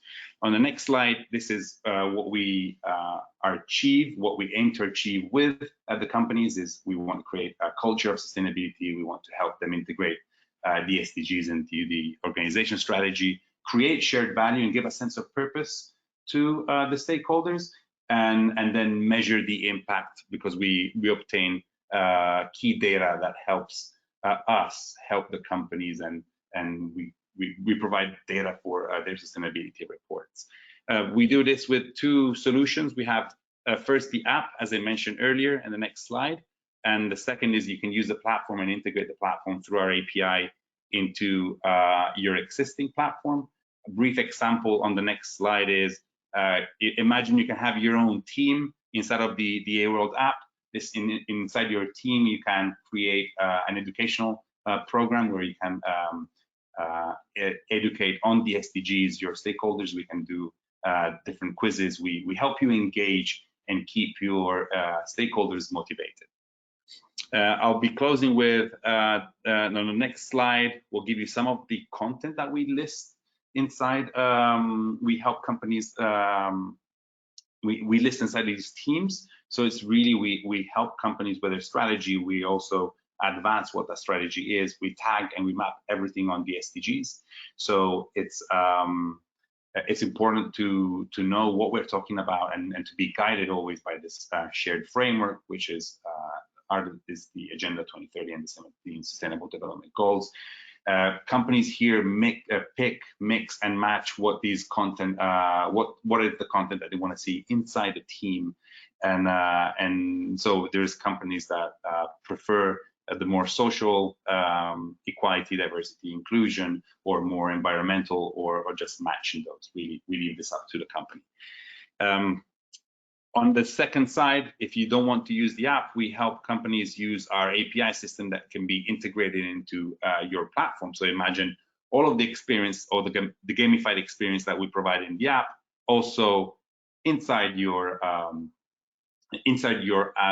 app or your own website. So this is what we can help you with, and then this is what the platform allows us to do. Georgia, if we could move ahead with maybe two slides, so we wrap this up. I don't want to take too much of your time. Still one forward, if you don't mind, and thank you again for the support. One more, so we close this. Sorry again. These are some of our achievements that we've reached. We have 50,000 users.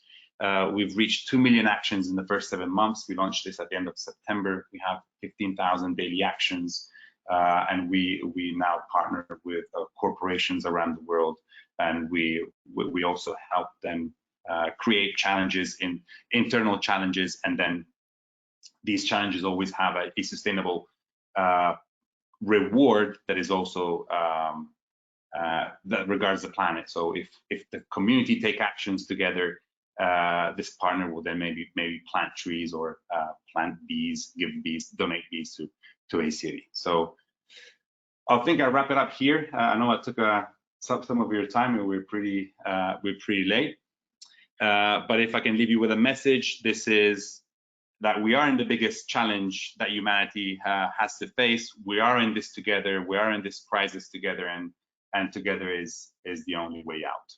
Thanks a lot, Alessandro, and thanks for working through the technical difficulties that are very common in our life these days. So no worries, and we're glad that we were able to see those slides, because there was a lot of good information on there. So I'm glad that you were able to present all that.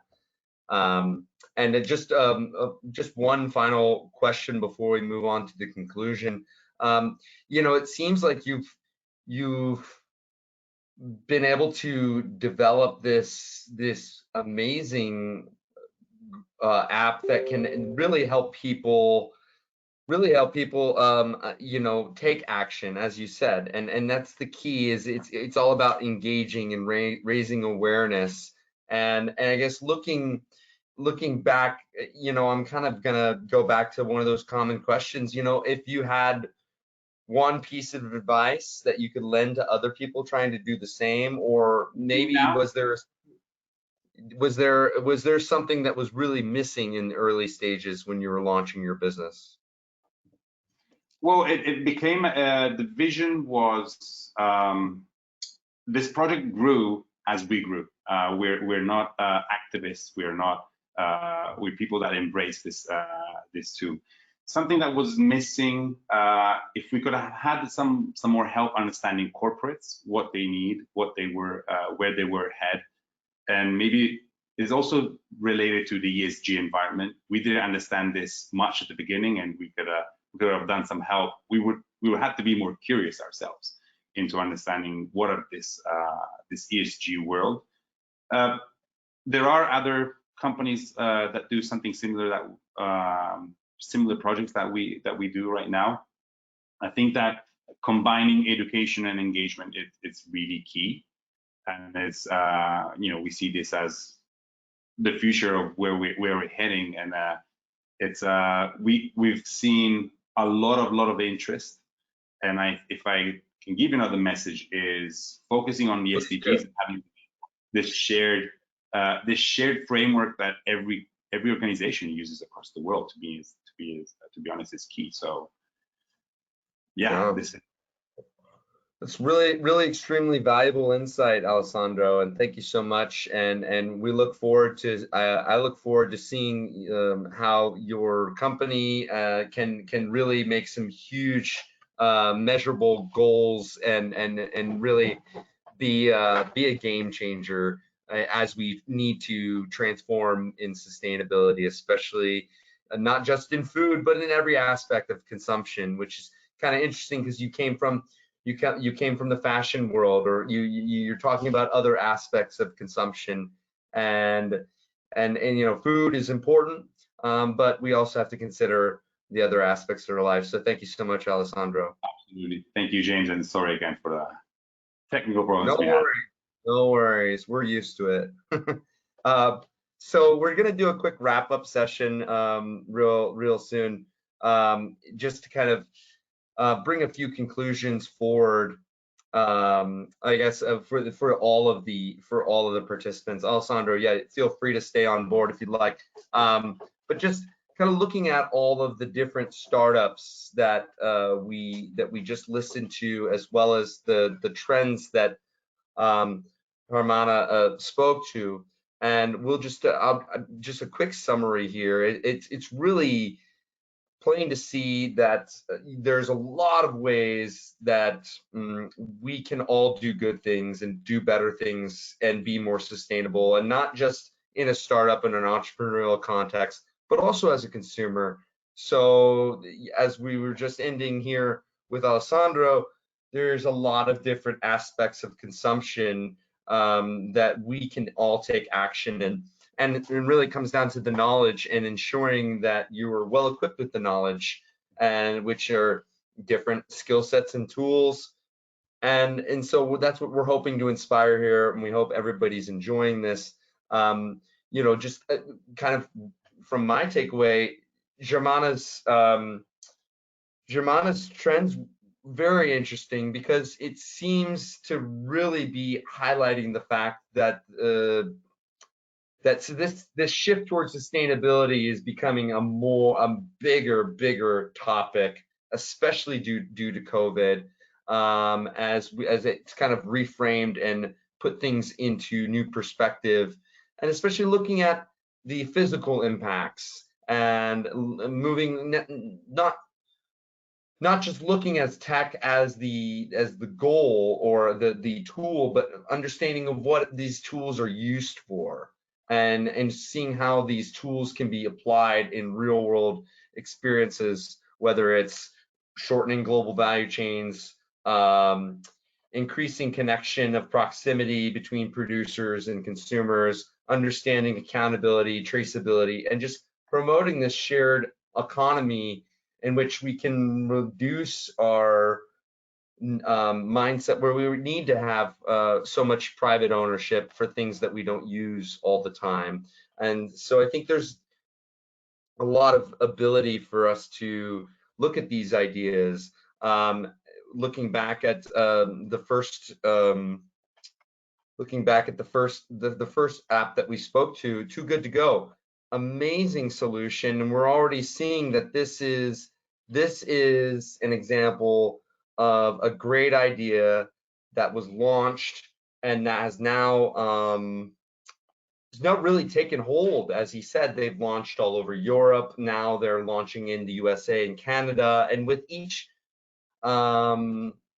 locale, they're running into new challenges and opportunities. But as he said, we're also seeing improvements because each round of launching a new enterprise, there's a lot of interesting takeaways there. So understanding that you have to have enough space for all the solutions and players, that's really key.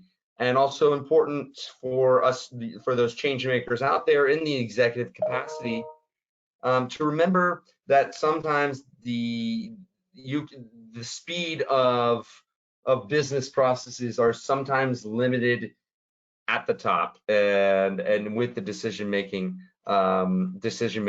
in those founder roles. Bella Dentro, the beauty inside, I think an amazing thing, especially considering the fact that climate change is making it much harder for these farmers and agricultural producers to make that beautiful product that people and consumers became so accustomed to seeing in our grocery stores. And so it's really solving a lot of amazing problems without necessarily making people feel bad about how they're presently consuming. So it's less of a negative and more of a positive framing as they're trying to engage their new potential customers, which is really exciting and a really nice takeaway. Alexander from FarmNow had a great point when he was talking about the challenges of actually physically building things within a city and convincing people to take a chance on having innovative solutions within our cities in order to make food production something that we can all actively get involved in. I would love to, at the end of this presentation, go to my local Gratzel farm and pick some tomatoes for a salad this afternoon. So Alexander, I wish you lots of success in the future. And most importantly, it's about sharing, participation, learning these new skills, and everybody contributing with like-minded people coming together. As we heard from Alessandro, education is key, and the interest is there, but it's all about inspiring the will to act and learning these innovative ways to gamify, to educate and entertain, to engage and ensure that people have the outlet for for the ways to become more sustainable. So we've learned a lot here, and I appreciate you all listening to me. And as we are getting closer to the break, where I'm looking forward to the afternoon session as well. We have some exciting things coming up here after the break. Thank you very much for the amazing moderation of this morning session. And I think we have really, I have actually have learned a lot from these presentations. And what my conclusion was that there's a lot of going on in the food sector. There are a lot of initiatives, and the food system is changing. And what is important to support these changes is, of course, also changing our education and training system. And this is what we are going to see in the afternoon. We have selected 3 methodologies which should help also entrepreneurs to achieve their goals and develop their business. And that's why I'm looking forward to the afternoon session, and I would invite you all to join this afternoon session, and we will see at 2 with the same link.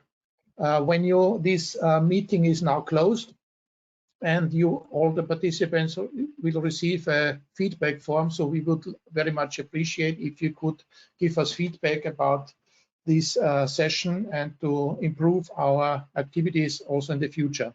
And at 2, you can join with the same link again the afternoon session. So enjoy your break, and we will see at 2 p.m. Thank you. Thank you.